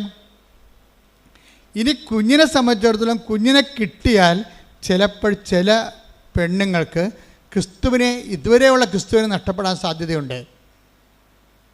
അങ്ങനെ സംഭവിക്കും. അതെന്താണ്? ഞാൻ എപ്പോഴും പറയുന്ന എൻ്റെ ഒരു അനുഭവമുണ്ട്. ഞാൻ ഇടവക ഒന്നും പറയണില്ല. ഞാൻ ഇടവക ഇരിക്കുമ്പോൾ എപ്പോഴും ഒരു ചേടുത്തി വരുമായിരുന്നു 2 പെൺകുഞ്ഞുങ്ങളുമായിട്ട്. പെൺകുഞ്ഞുങ്ങളൊന്നും അല്ല, അതൊക്കെ വലിയ പിള്ളേരാണ്, 10-20 വയസ്സുള്ളതാണ്. ഇതുങ്ങളായിട്ട് എപ്പോഴും വരും ചേടുത്തി. അപ്പോൾ ചേടുത്തിയിടക്ക് ഒരു ആന്തരികമായ ദുഃഖമുണ്ട്. അപ്പോൾ അത് എൻ്റെ മനസ്സിൽ പലപ്പോഴും ഫീൽ ചെയ്തിട്ടുണ്ട്. ഇവരുടെ സംസാരം സ്കാൻ ചെയ്യുമ്പോൾ എപ്പോഴും ഇവരുടെ ആന്തരികമായ ദുഃഖം എനിക്ക് മനസ്സിലായിട്ടുണ്ട്. കാര്യം വെച്ചാൽ ഈ പെൺപിള്ളേരൊക്കെ 2 പേരും കല്യാണം കഴിപ്പിച്ച് വിടും. പിന്നെ തനിക്ക് ഒരു കൊച്ചില്ലല്ല എന്നുള്ള ഒരു ദുഃഖം ഇവർക്കുണ്ട്. അത് ഭയങ്കര ദുഃഖമാണത് ശരിക്കും പറഞ്ഞാൽ. ചിലർക്ക് ദുഃഖമില്ല. കാര്യം കുടുംബങ്ങളൊക്കെ ഇപ്പോൾ നടത്തിക്കൊണ്ട് പോകുന്നത് പെൺപിള്ളേരല്ലേ പലരും. അപ്പം ചിലർക്ക് അത് ഭയങ്കര പെൺപിള്ളേരില്ലാത്തതായിരിക്കും ദുഃഖം, ചിലർക്ക് ആൺപിള്ളേർ ഇല്ലാത്തവർക്കും ദുഃഖം. അത് അവരെ ആശ്രയിക്കുന്ന വിഷയമാണ്. രണ്ടും ശരിയാണോ തന്നെ തെറ്റാണോ എന്ന് ചോദിച്ചു കഴിഞ്ഞാൽ അത് ഡിഫേഴ്സ്, ഓരോരുത്തരെ ആശ്രയിച്ചിരിക്കുക. അപ്പോൾ ഈ ചേച്ചിയെ സംബന്ധിച്ചിടത്തോളം 2 നല്ല ഇടിവെട്ട് പെൺപിള്ളേരുണ്ട്. അവർ ആൺപിള്ളേരേക്കാൾ അടിപൊളി പിള്ളേരാണ്. എന്ത് കാര്യം ചെയ്യാനും, ഏത് വണ്ടിക്ക് പോകാനും, എന്ത് കാര്യം സഹായിക്കാനും ചെയ്യാം. പക്ഷേ ഷീസ് നോട്ട് സാറ്റിസ്ഫൈഡ്. എന്താണെന്ന് വെച്ചാൽ അവർക്ക് സങ്കടമുള്ളതെന്ന് വെച്ച് കഴിഞ്ഞാൽ അവർക്കൊരു ആൺകുഞ്ഞുണ്ടായിരുന്നതാണ് പണ്ട്. ഇത് കുറേ നാളായിട്ട് കുഞ്ഞുങ്ങളില്ലായിരുന്നിട്ട് ഈ പെൺകുഞ്ഞുങ്ങൾ ജനിക്കണ മുമ്പ് അവർക്ക് ആൺകുഞ്ഞ് ജനിച്ചതാണ്. നല്ല മുഴുമുടക്കനായ നല്ല വെണ്ണപ്പരുവത്തിൻ്റെ കൊച്ചാണ് ജനിച്ചത്. പക്ഷേ എന്നാ പറ്റിയിരിക്കണമെന്ന് വെച്ച് കഴിഞ്ഞാൽ അതോടുകൂടി ഇവരുടെ കാര്യത്തിലൊരു തീരുമാനം ഉണ്ടാവും. ഇവർ ദൈവത്തിൻ്റെ നിന്ന് കാലെ പിടിച്ച് ഈ കൊച്ചിനെ സംഘടിപ്പിച്ചെടുത്ത് പിന്നൊരു കാര്യമുണ്ട്. പിന്നെന്താണ്? ആ കൊച്ചിനെ വീട്ടിൽ ആരെക്കൊണ്ടും കൈ തൊടിയിക്കത്തില്ല. അപ്പോൾ അവിടെ ലക്ഷണം മാറി. അതാണ് സ്വയം എന്ന് പറയണത്. ഈ കരഞ്ഞ കൂവിയൊക്കെ ഇവിടെ കൂടി നടക്കുമ്പോൾ ഞാൻ മൈൻഡ് ചെയ്യാത്തത് എന്താണ്? ഈ പിശാചിനെ എനിക്കറിയാം. അതുകൊണ്ടാണ് ചില ആൾക്കാർക്ക് എന്തൊക്കെ പറഞ്ഞാലും, ഞാൻ എന്തൊരു നിലവിളിച്ചാലും നിങ്ങളവർക്ക് ജോസഫ് ചെന്നാൽ മൈൻഡ് ചെയ്യാത്തത്. ഞാൻ എനിക്കറിയാം സാധനത്തിന്. കാര്യം ഇതോടുകൂടി ഇവളുടെ കാര്യം തീരുമാനമാകാൻ പോകും. ഇവിടെ ദൈവത്തിൽ നിന്ന് പോകാൻ പോവുകയാണ്. നമ്മളെപ്പോഴും പറയണം ദൈവത്തിൻ്റെ content, the content of the cross, അതെപ്പോഴും ഗ്യാരണ്ടി ചെയ്യണം നിങ്ങളുടെ നിയോഗത്തിൽ. 21 ലക്ഷം മനുഷ്യരുടെ കൗൺസിലിങ് കഴിഞ്ഞ 38 കൊല്ലമായിട്ട് ചെയ്തിട്ടാണ് ഈ കാര്യം പറയണത്. നിങ്ങളുടെ കണ്ടൻറ്റ് വൈസ് ഇപ്പോൾ ഇവർക്ക് ഈ ചേച്ചിക്ക് എന്താ സംഭവിച്ചിരിക്കണേ? ഈ ചേച്ചിക്ക് സംഭവിച്ചിരിക്കണേ ഇതാണ്. ഇവർ ഒരായുണ്ട് വീട്ടിൽ. കുഞ്ഞിന് ഈ 2 പെൺകുഞ്ഞുങ്ങൾ ജനിക്കണമെമ്പോൾ ജനിച്ച കൊച്ചാണേ, ആൺകുച്ച്. ഈ വീട്ടിൽ ഒരു ആയുണ്ട്. ആയ കുഞ്ഞു ഉറങ്ങി വരുമ്പോൾ ഇവർ ആദ്യത്തെ കുർബാന, ഈ ചേച്ചി ആദ്യത്തെ കുർബാനക്ക് വരും. ആദ്യത്തെ കുർബാനക്ക് വന്നിട്ട് ഇതാ ദൈവത്തിൻ്റെ കുഞ്ഞാടെന്ന് പറഞ്ഞ് അച്ഛൻ കുർബാന ഉയർത്തുമ്പോൾ തന്നെ ഇവർ മാഞ്ഞു പോകും. പള്ളിയിൽ നിന്ന് മായാവി പോണ പോലെ ചെടുത്ത് മാഞ്ഞു പോകും. എന്താ കാര്യം എന്നറിയാമോ? അവർക്ക് കൊച്ചുണരണ സമയം അറിയാം. എന്താണ് കാര്യം? ഇതാണ് ടൈം. ഒരു 7:15 പരുവത്തിലുള്ള ടൈമിനാണ് കൊച്ചു ഉണരണത്. ആ ഉണരുമ്പോൾ ആ പണ്ടാരം ആ കുഞ്ഞിനെ നോക്കാൻ നിർത്തിക്കണം. അവളെ കയറി അവരെ കൊച്ചിനെ എടുക്കും. വാവോ വാവോ എന്നൊക്കെ പറഞ്ഞുകൊണ്ട് നിലവിളിക്കുമ്പോൾ ആ കുഞ്ഞ് വിചാരിക്കും ഇവളാണ് അമ്മയെന്ന്. അപ്പോൾ താൻ ഔട്ടാകാതിരിക്കാൻ വേണ്ടി കുഞ്ഞു ഇടണ മുമ്പ് കർത്താവ് വിട്ടേച്ച് ഇവൾ 4 കാലം വീണ് വീട്ടിൽ പോയി കുഞ്ഞിനെ എടുക്കും. കുഞ്ഞിനെ എടുക്കണ മുമ്പ് ഇവളെ കുഞ്ഞിനെ എടുക്കും. എത്ര കൊല്ലമായി? ഒരു 3/4 കൊല്ലത്തോളം ഇതുതന്നെ ഒരു കലാപരിപാടി. കുഞ്ഞിനെ ബാക്കി ആർക്ക്? അവളുടെ ഭർത്താവിന് വരെ അവിടുത്തെ വേലക്കാരത്തി ഭക്ഷണം കൊടുത്ത് അവൾക്കൊരു പ്രശ്നമില്ല. പക്ഷേ കുഞ്ഞിനെ കൊണ്ട് ഭക്ഷണം എടുപ്പിക്കത്തില്ല. ഇതാണ് സ്വയം എന്ന് പറഞ്ഞ സാധനം. Pedia, attachment. അറ്റാച്ച്മെൻ്റ് എന്ന് പറഞ്ഞ സംബന്ധം നിസ്സാരമല്ലേ? അത് ആരോടെ, വീട്ടുകാരോടായാലും ശരി, അമ്മയോടായാലും ശരി, അപ്പനോടായാലും ശരി, അതായത് ക്രിസ്തുവിനെ നിർത്തിക്കൊണ്ട് വേറൊരു അറ്റാച്ച്മെൻറ്റിന് നമ്മൾ തയ്യാറായാൽ പിന്നെ ക്രിസ്തുവിനെ നിങ്ങൾ അവിടെ നോക്കേണ്ട കാര്യമില്ല. അതെപ്പോഴും നമ്മൾ ശ്രദ്ധിച്ചേക്കണം. ഇത് വളരെ വളരെ ബുദ്ധിപൂർവ്വം അവധാനതയോടുകൂടി ശാസ്ത്രീയമായി ആധ്യാത്മിക ശാസ്ത്രമനുസരിച്ച് സൂക്ഷ്മതയോടെ പഠിച്ച് കൈകാര്യം ചെയ്യേണ്ട വിഷയമാണ്. എന്താ അത് ഈ എല്ലാ വിഷയവും അങ്ങനെ വരും. ഇപ്പം നിങ്ങൾ കല്യാണം കഴിച്ചു, അപ്പോൾ നിങ്ങൾക്ക് കുഞ്ഞ് ജനിക്കണം, അല്ലെങ്കിൽ ഒരു ഭർത്താവ്, അപ്പോൾ നിങ്ങൾക്ക് ഭർത്താവിനൊക്കെ സങ്കല്പമുണ്ട്, ഭർത്താവിനെ ഞാൻ അങ്ങനെ സ്നേഹിക്കും, ഭർത്താവിനെ ഇങ്ങനെ സ്നേഹിക്കും, ഇങ്ങനെ ഓരോ സങ്കല്പങ്ങൾ ഉണ്ടാക്കി എടുക്കും. നിങ്ങൾക്ക് വീട് വേണം, വീട് വെച്ചതിന് ശേഷം നിങ്ങൾക്ക് അവിടെ ഡ്രോയിങ് റൂം വേണം, വർക്ക് ഏരിയ വേണം, വർക്ക് ഏരിയയിൽ ഓരോ കബോർഡ് വേണം, അതിനെല്ലാം നിങ്ങൾക്ക് ഐഡിയ. വീട് വെക്കാൻ നേരത്ത് ദൈവത്തെക്കുറിച്ച് നിങ്ങൾ ചിന്തിക്കുന്നതിനേക്കാൾ കൂടുതലാണ് നിങ്ങളുടെ കിച്ചൻ്റെ വർക്ക് ഏരിയയെക്കുറിച്ച് നിങ്ങൾ ചിന്തിക്കണത്. അത് ദൈവത്തെ അറിയാമല്ലോ, അതല്ലേ പ്രശ്നം. ഒരു വീടില്ലെന്ന് പറയുമ്പോൾ ആ വീട് വെച്ചിട്ട് സ്വന്തമായൊരു വീട് വെക്കുമ്പോൾ നിങ്ങൾ കല്യാണം ചെന്ന വീട്ടിൽ നിങ്ങളുടെ അലമാരിയിൽ സ്വർണമോ അതുപോലെ തന്നെ സാരിയോ വെച്ചപ്പോൾ നിങ്ങളുടെ നാത്തൂനോ നിങ്ങളുടെ അമ്മായിയമ്മയോ വെപ്പിച്ചിട്ടില്ലെങ്കിൽ അതിനൊക്കെ പരിഹാരം ചെയ്യാനൊരു പ്രതികാരം ഉള്ളിക്കിടപ്പുണ്ട്. അതാണ് സ്വയം. നീ ഒരു വീട് വെക്കുമ്പോൾ എണ്ണി ഇവളൊക്കെ എന്നോട് കാണിച്ചതിന് ഇവിടെ മുമ്പിൽ ഞാൻ സമാധാനം ചെയ്യും. അതാണ് സ്വയം, ഈ വീടിൻ്റെ സംഭവം. ഒരു വീട് ചെയ്യുമ്പോൾ നിൻ്റെ ഉള്ളിലൊരു സ്വയം ഉണ്ടാവും. അത് മിക്കവാറും ദൈവത്തിനെതിരായിരിക്കും. ഇപ്പോൾ ഇവരുടെ സ്വയം എന്താണ്? വെണ്ണക്കുഞ്ഞിനെ അതുപോലെ വളർത്തി അവളുടെ അടിമയായി അവളുടെ സ്വരം കേട്ട് മാത്രം ഉറങ്ങുകയും അവളുടെ സ്വരം കേട്ട് ഉണരുകയും അവളുടെ സ്വരം മാത്രം തിരിച്ചറിയുകയും ചെയ്യുന്ന കുഞ്ഞായിട്ട് തന്നെ മാറ്റുകയാണ്. പാല് ഈ തള്ള മാത്രമേ കൊടുക്കത്തുള്ളൂ, വേറെ ആരും കുഞ്ഞിനെ കൊണ്ട് പാലെടുപ്പിക്കത്തില്ല. ഇപ്പം എന്നാ പറ്റിയിരിക്കണമെന്ന് നോക്കിയേ, 2.5 കൊല്ലം അത് ജീവിച്ചാ കൊച്ചി. 2.5 കൊല്ലം കഴിഞ്ഞപ്പോൾ വെറുതെ ചത്തുപോയി ആ കൊച്ചി. അതെന്താ വെറുതെ ചത്തുപോകാൻ കാര്യം? ഞാൻ ചോദിച്ചു, എന്തെങ്കിലും വെറുതെ ചത്തുപോയത്? അതെ, കുഞ്ഞിൻ്റെ കരളിൽ പാലിൻ്റെ പാട കെട്ടിയെന്ന്. പാല് മാത്രമേ കൊടുക്കത്തുള്ളൂ, കളർ വെക്കാൻ വേണ്ടി പൊന്ന് വരച്ച് കൊടുക്കും, പാലും കൊടുക്കും, പോരെ പരിപാടി. അപ്പോൾ കളറും വെക്കും, മിനുക്കം ഉണ്ടാകും കൊച്ചിനെ മിനുക്കി കിട്ടി. എൻ്റെ കൊച്ചാണെന്ന് പറഞ്ഞ് പള്ളിയിലൊക്കെ കൊണ്ടുനടക്കാനാണ്. അപ്പോൾ എല്ലാവരും പറയാം, താടിക്കാൻ നല്ല കുഞ്ഞാണ്, നല്ല തിളക്കമുള്ള കുഞ്ഞാണെന്ന് പറയും. അതിനു വേണ്ടി ഇവിടെ ഇതാണ് സ്വയം എന്ന് പറയണത്. നമ്മൾ ഓമനത്വത്തോടുകൂടി എന്തിനെ നോക്കിയാലും അത് സ്വയമായി മാറും. ഈ സ്വയം ഏത് സമയത്തും വെച്ചൊഴിയാനും സമർപ്പിക്കാനും നമ്മൾ തയ്യാറാകുകയും അതുകൊണ്ട് മാത്രം ഈ സംഭവം നടക്കത്തില്ല. പിന്നെ എന്താണ്? ഒരു കുരിശ് ഇതിനകത്ത് നമ്മൾ അക്സെപ്റ്റ് ചെയ്യുകയും ചെയ്യണം. നിങ്ങളുടെ എല്ലാ നിയോഗങ്ങളിലും ഒരു കുരിശുണ്ടാകണം. ഇന്നലെ ഇവിടെ ഒരു സാക്ഷി ഒരു മോള് പറഞ്ഞ്, അവളെന്താ പറഞ്ഞെന്നറിയാമോ? എനിക്ക് വലിയ കാശൊന്നുമില്ല, IELTS OIT ഒക്കെ പഠിക്കാനോ ഇനിയും തോറ്റാലൊക്കെ വീണ്ടും എഴുതി കൊടുക്കാനൊക്കെ എൻ്റെ കാശില്ല. അപ്പം ഞാൻ കർത്താവിനൊരു കാര്യം പറഞ്ഞിട്ടുണ്ട്, നീ എന്നെ ഒറ്റ ജയിപ്പിക്കലേക്കാണ്ട് ജയിപ്പിച്ചതാ. നിന്നോട് ഞാനൊരു കുരിശെടുത്ത കാര്യം പറയാം. എന്താ കുരിശ്?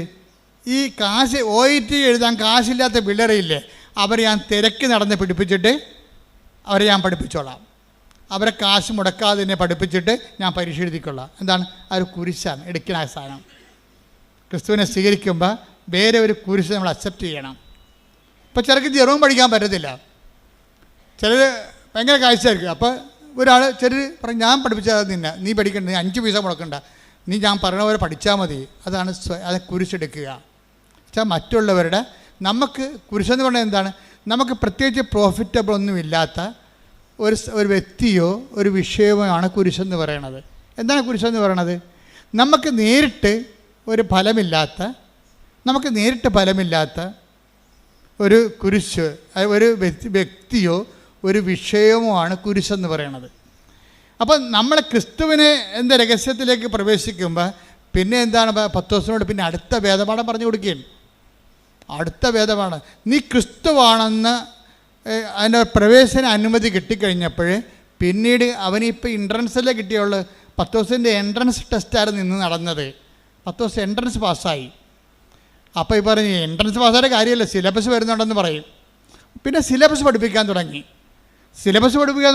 പുള്ളി പറഞ്ഞ് എനിക്ക് പഠിക്കാൻ പറ്റത്തില്ല, നീ പഠിക്കേണ്ട, ഇത് നമ്മൾ രണ്ടും കൂടി പഠിക്കാതിരുന്നാൽ മതി എന്ന് പറഞ്ഞു. എന്താ? മനുഷ്യപുത്രൻ ശത്രുകരങ്ങൾ ഏൽപ്പിക്കപ്പെടും, അതല്ലേ പറഞ്ഞത് ഇന്ന്.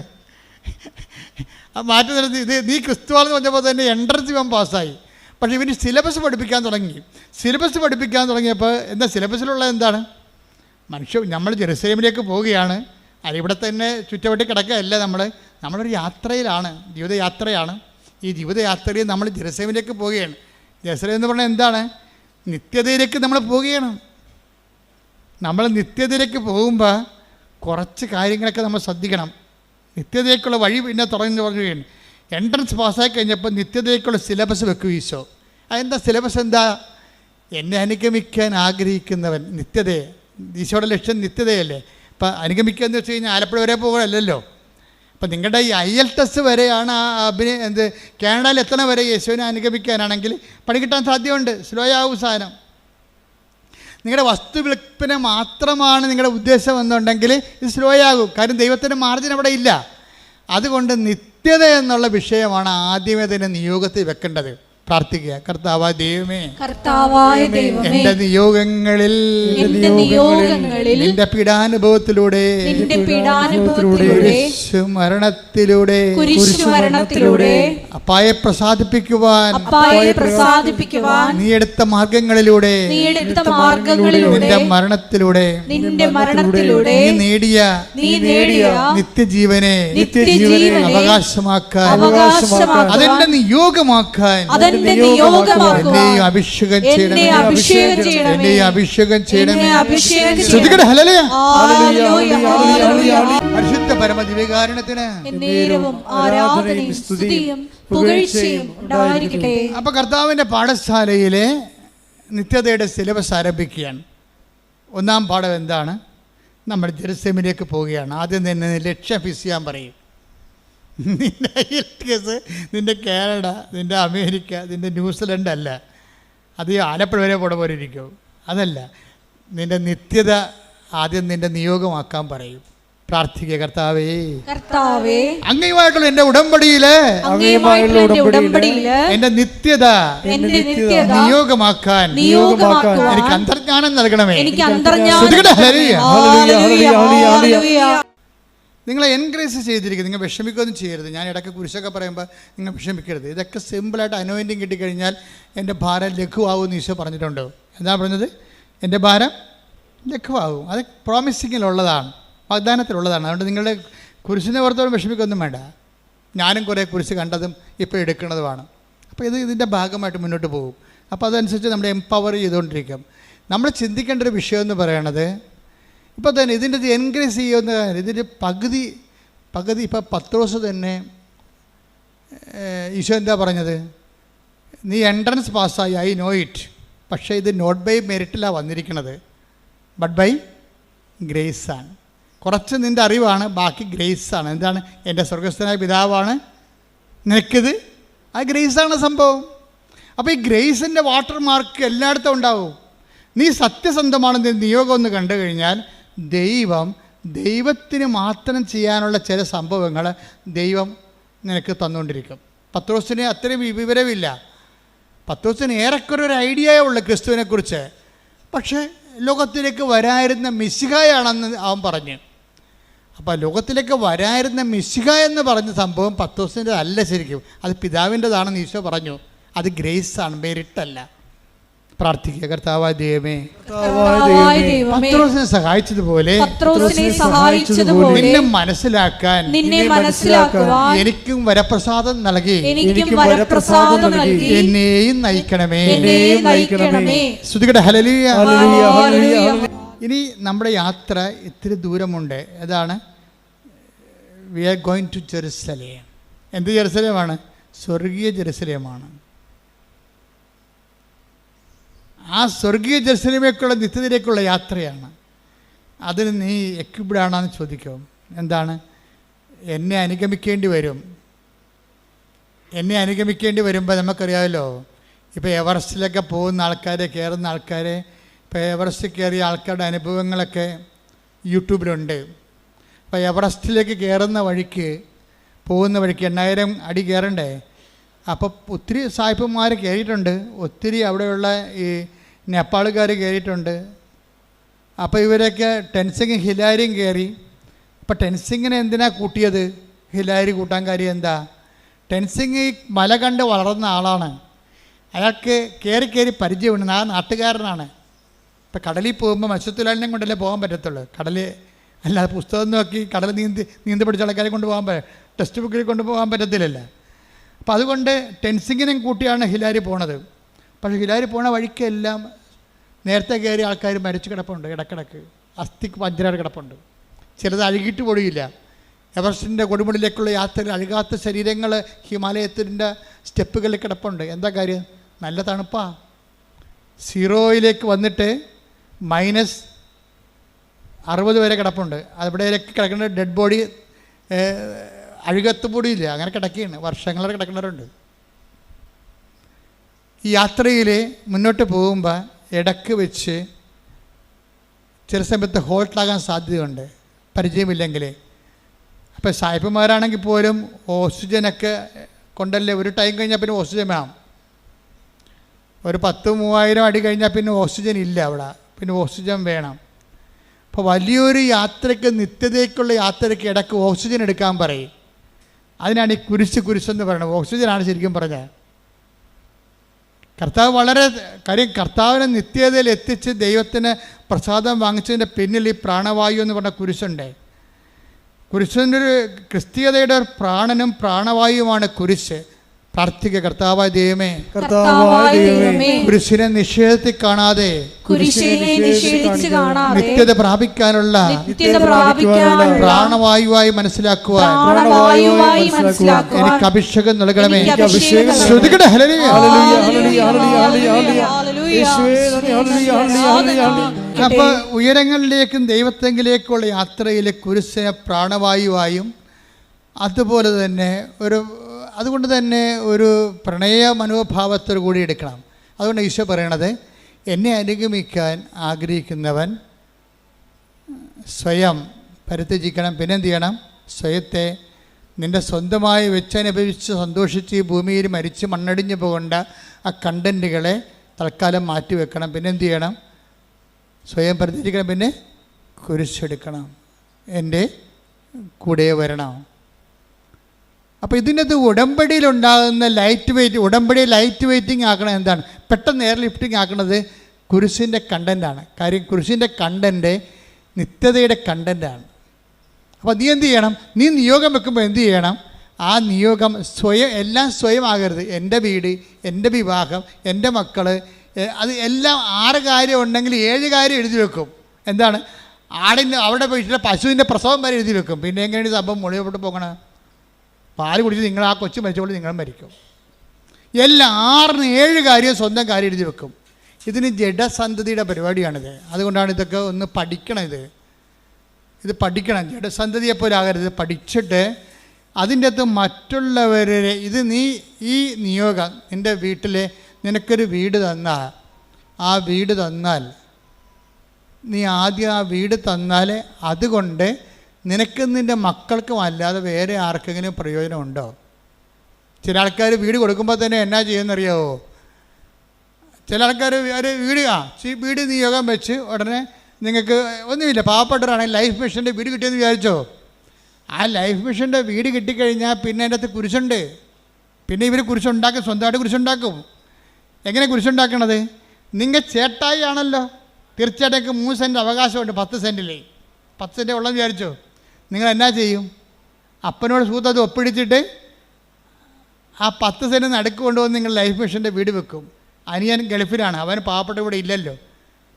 അപ്പം സ്മോൾ അടിക്കുന്ന വേണമെങ്കിൽ അപ്പൻ 2 ലോൺ കിട്ടിയ സന്തോഷത്തിൽ അപ്പൻ 2 വീശിച്ചിട്ട് അപ്പനെ കൊണ്ട് ഒപ്പിടിച്ച് സാധനം സംഭവിക്കും. എന്താണ് സംഭവം? അതോടുകൂടി പിന്നെ അനിയൻ നാട് കടത്തും. സ്വന്തം ചേട്ടൻ തന്നെ അനിയനെ പെറ്റ മണ്ണിൽ നിന്ന് മാതാപിതാക്കളിൽ നിന്നും അവരെ നാട് കടത്തും. ഇത് ദൈവത്തിനറിയാം, നിൻ്റെ മനോഭാവം ദൈവത്തിന് അറിയാം. നീ പുതിയ കുരിശുണ്ടാക്കും. അതാണ് സംഭവം. സ്വയം എന്ന് പറഞ്ഞ സംഭവം അതാണ്. ആ ലൈഫ് മിഷൻ വീട്ടിലെ സ്വയം എന്തെന്ന് പറഞ്ഞാൽ എന്താണ്? സ്വയം എന്താണ്?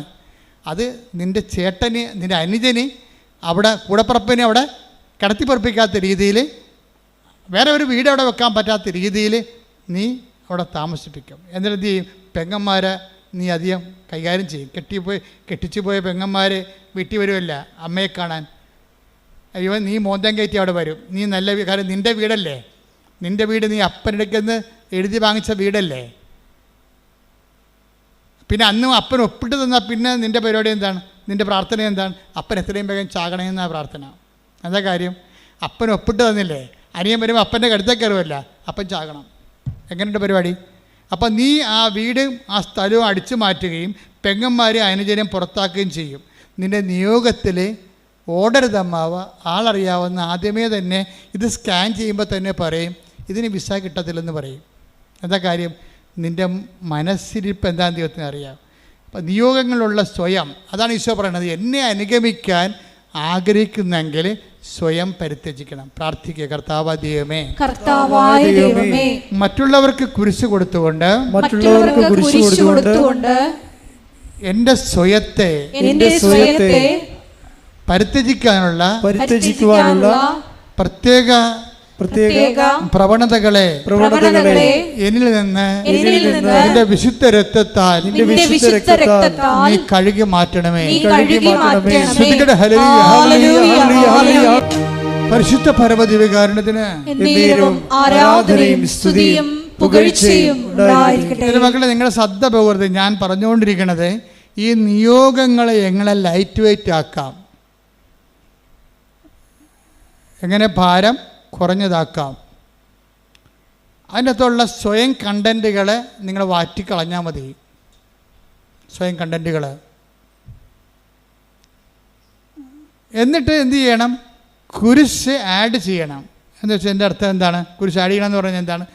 നിങ്ങൾ രക്ഷപ്പെട്ടാൽ മറ്റുള്ളവരെയും രക്ഷപ്പെടുത്തും. അതാണ് കുരിശ് ആഡ് ചെയ്യണത്. മനസ്സിലായില്ലേ? നിങ്ങളുടെ നിയോഗങ്ങളിൽ ഗ്യാരണ്ടി, മറ്റുള്ളവരുടെ രക്ഷ. ഈ ദിവസങ്ങളിലെ റിനു റോജിൻ എന്ന് പറഞ്ഞൊരു ദമ്പതികൾ സാക്ഷ്യം പറഞ്ഞു. റിനു റോജിൻ, അത് ഒരു ഒന്നൊന്നര സാക്ഷ്യമാണ്. കുറേ ഘട്ടങ്ങളുണ്ട്, 13 ഘട്ടങ്ങളാൻ പറ്റിയ സാക്ഷ്യത്തിനുണ്ട്. ഞാൻ എല്ലാം ഒന്നും പറയാൻ ഉദ്ദേശിക്കണില്ല. അതിൻ്റെ ഒരു ഉദ്ദേശം, റിനു റോജിൻ ദമ്പതികളാണവർ. പെട്ടെന്ന് ഈ ഭർത്താവിന് ഒരു പനി വരും. 6 ഡിഗ്രി, അതായത് 106 ഡിഗ്രി. അതിൻ്റെ കാരണം ഒരു പ്രത്യേകതരം ബാക്ടീരിയ ഈ മനുഷ്യൻ്റെ ശരീരത്തിൽ കയറും. എവിടുന്നാണ് കയറിയെന്നൊക്കെ അവൾ പറയുന്നുണ്ട്. അത് അംബികസ്, അത് ശരിയാണോ ഇല്ലെന്ന് നമുക്ക് ടെസ്റ്റിഫൈഡ് അല്ലാത്തതുകൊണ്ട് ഞാൻ പറയുന്നില്ല. പക്ഷെ പനി വിട്ട് മാറുന്നില്ല. പനി കയറി പോയി അവസാനം ഡോക്ടർ ഇവളോട് പറയുകയും ഐസിയുലേക്ക് മാറ്റിക്കഴിഞ്ഞിട്ട് പറയും, ഐസിന്ന് എത്ര കാലം കഴിയുമ്പോൾ എടുക്കാൻ പറ്റുന്ന അറിയത്തില്ല, ഈ ബാക്ടീരിയ കയറി കാരണം. എന്നാ ബാക്ടീരിയ ആണത്? Staphylo ficus, caucus. Staphylo caucus എന്ന് പറഞ്ഞൊരു ബാക്ടീരിയയാണ്. അത് കയറിയിട്ട് ബ്രെയിനിൽ കയറും, പിന്നെ കിഡ്നിയിലും കരളിലും ഒക്കെ കയറും. ഇൻറ്റേർണൽ ഓർഗൻസ് എല്ലാം ഡാമേജ് ആകും. ഭയങ്കര സീരിയസ് ആയി, അയാളെ മരിക്കുന്നൊരു കണ്ടീഷനായി. അപ്പോൾ ഇവൾ പറയണ കുറേ വാക്കുകളുണ്ട്. സാക്ഷ്യം നിങ്ങൾ കേൾക്കണ്ട. റിനുവിൻ്റെ സാക്ഷ്യം ഒരു ക്വാളിറ്റി ആയിട്ടുള്ള സാക്ഷ്യമാണ്. Plain miracle by miracle. ഒത്തിരി മിറക്കിൾസ് ഉണ്ടെങ്കിലും മിറക്കിൾ അല്ല അതിൻ്റെ അകത്തുള്ള സംഭവം. മിറക്കിളിനേക്കാൾ ഉപരി അതിൻ്റെ അകത്തൊരു സ്പൈനൽ കോഡ് പോകുന്നുണ്ട്. ദൈവാനുഭവത്തിൻ്റെയും ദൈവത്തിൻ്റെ കണ്ടെത്തലിൻ്റെയും ഒരു സ്പൈനൽ കോഡ് പോകുന്നുണ്ട്. അപ്പോൾ ഇവൻ്റെ ഡെലീറിയം സിറ്റുവേഷൻ ദൈവം മരിച്ചു പോകുന്നുള്ള ചിന്ത വരുമ്പോൾ ഉടനെ ഇവൾ പറയണത്, എനിക്കൊരു അഭയവുമില്ല. ആകപ്പാടെ എനിക്കുള്ളത് എന്താണ്? എൻ്റെ ഉടമ്പടിയാണെന്ന്. ഓ, എന്നെ വർത്താന, വല്ലാത്ത വർത്താന. ആ ഒരു സിറ്റുവേഷനിലേ എനിക്ക് ആകപ്പാടെയുള്ള അഭയം. കാര്യം ഇതിന് മരുന്നില്ല, ഒരു ഓപ്പറേഷൻ വേണം. ഏതെല്ലാം ഓർഗൻസ് ഓപ്പറേറ്റ് ചെയ്യണമെന്നൊരു പിടിയില്ല. സർജൻ എപ്പോഴും എന്നെ കാണുമ്പോൾ പറയും, കാശ് റെഡിയാക്കിക്കോ. സർജനെ കാണുമ്പോഴൊക്കെ പേടിയാണ്. ആ മനുഷ്യൻ പിടിക്കുന്ന 2 കാര്യം പറയാനാണ്. എന്താണ്? ഓപ്പറേഷൻ കാശ് റെഡിയാക്കിക്കോ, പിന്നെ മാനസികമായിട്ട് ഒരുങ്ങിക്കൊള്ളാൻ. ചിലപ്പോൾ ചത്തുപോകുന്നതായി പറയണത്. ഇവർക്ക് അത്രേ പറയാൻ പറ്റത്തുള്ളൂ. എത്ര വലിയ സർജനായെന്ന് പറഞ്ഞാൽ, എത്ര എക്സ്പീരിയൻസ്ഡ് ആയാലും ഒരു വിഷയം നമുക്കുണ്ടായാൽ അവർക്ക് 2 കാര്യങ്ങളെ പറയാൻ പറ്റത്തുള്ളൂ. എന്താണ്? ഒന്ന്, മാനസികമായിട്ട് ഭർത്താവിന് മരണത്തിനായി നിങ്ങൾ ഒരുങ്ങിക്കൊള്ളുക. രണ്ടാമത്തെ എന്താണ്? കാശ് റെഡിയായിക്കൊള്ളുക. പോരെ? അപ്പോൾ അവൾ പറയണതേ അതാണ് എന്നോട് പറഞ്ഞത്. പക്ഷേ എനിക്ക് ഫീൽ ചെയ്തത് എന്താണെന്നറിയാവോ? ഞാൻ കല്യാണ നിശ്ചയത്തിൻ്റെ ദിവസം ഞാൻ കർത്താവിനോട് ചോദിച്ചു, കർത്താവേ, ഞാൻ കെട്ടാൻ പോകുന്ന പയ്യൻ നീയാണ് സെലക്ട് ചെയ്തത്, അതാ ചുമ്മാ എനിക്ക് തോന്നിയതാണെന്ന് ചോദിച്ചു. നീ അല്ല സെലക്ട് ചെയ്തെങ്കിൽ ഇപ്പം പറയണം, ഞാൻ ഇപ്പോൾ ഉപേക്ഷിക്കാൻ തയ്യാറാണ്, കല്യാണം വേണ്ട. എന്നിട്ട് ഇവിടെ വന്നിട്ട് കല്യാണ നിശ്ചയത്തിൻ്റെ തലേ ദിവസം വിശ്വാസപ്രമാണം ചെല്ലും. ഒരു റിലേഷൻ കണ്ട. അതാണ് ഈ ക്രൈസ്റ്റ് എന്ന് പറയുന്ന യാഥാർത്ഥ്യങ്ങളോടുള്ള ഇൻറ്റിമസി എന്ന് പറയണത്. ചില ആൾക്കാർ കാണിക്കുന്നത് നമുക്ക് ഞെട്ടിപ്പിക്കുന്നതാണ്. അവർ കല്യാണ നിശ്ചയത്തിൻ്റെ തലേ ദിവസം പറയണേ, കർത്താവേ, ഈ കെട്ടാൻ പോണ പയ്യൻ നിൻ്റെ സെലക്ഷനാണോ, അതാ മാനുഷികമായിട്ടുണ്ടായ സംഭവമാണോ ഇത്? ഇനി ആണോ അല്ലേന്ന് നീ പറഞ്ഞാൽ, നീ എന്ത് പറഞ്ഞാലും ഞാൻ അതിൻ്റെ കൂടെ നിൽക്കുമെന്ന് പറഞ്ഞു. അപ്പോൾ അവിടെ ആരുമില്ല, അവളുടെ ദൈവവും മാത്രമേ ഉള്ളൂ. അപ്പോൾ കർത്താവ് വചനം എടുത്തപ്പോൾ അവളോട് സംസാരിച്ചു. Take the word of God. ശ്രുതികട ഹല്ലേലൂയ. ജെറമിയ 29:11. കർത്താവ് അരുളി ചെയ്യുന്നു, നിങ്ങളെ കുറിച്ചുള്ള പദ്ധതി എന്റെ മനസ്സിലുണ്ട്. നിങ്ങളുടെ നാശത്തിനല്ല, ക്ഷേമത്തിനുള്ള പദ്ധതിയാണത്. നിങ്ങൾക്ക് ശുഭമായ ഭാവിയും പ്രത്യാശയും നൽകുന്ന പദ്ധതി.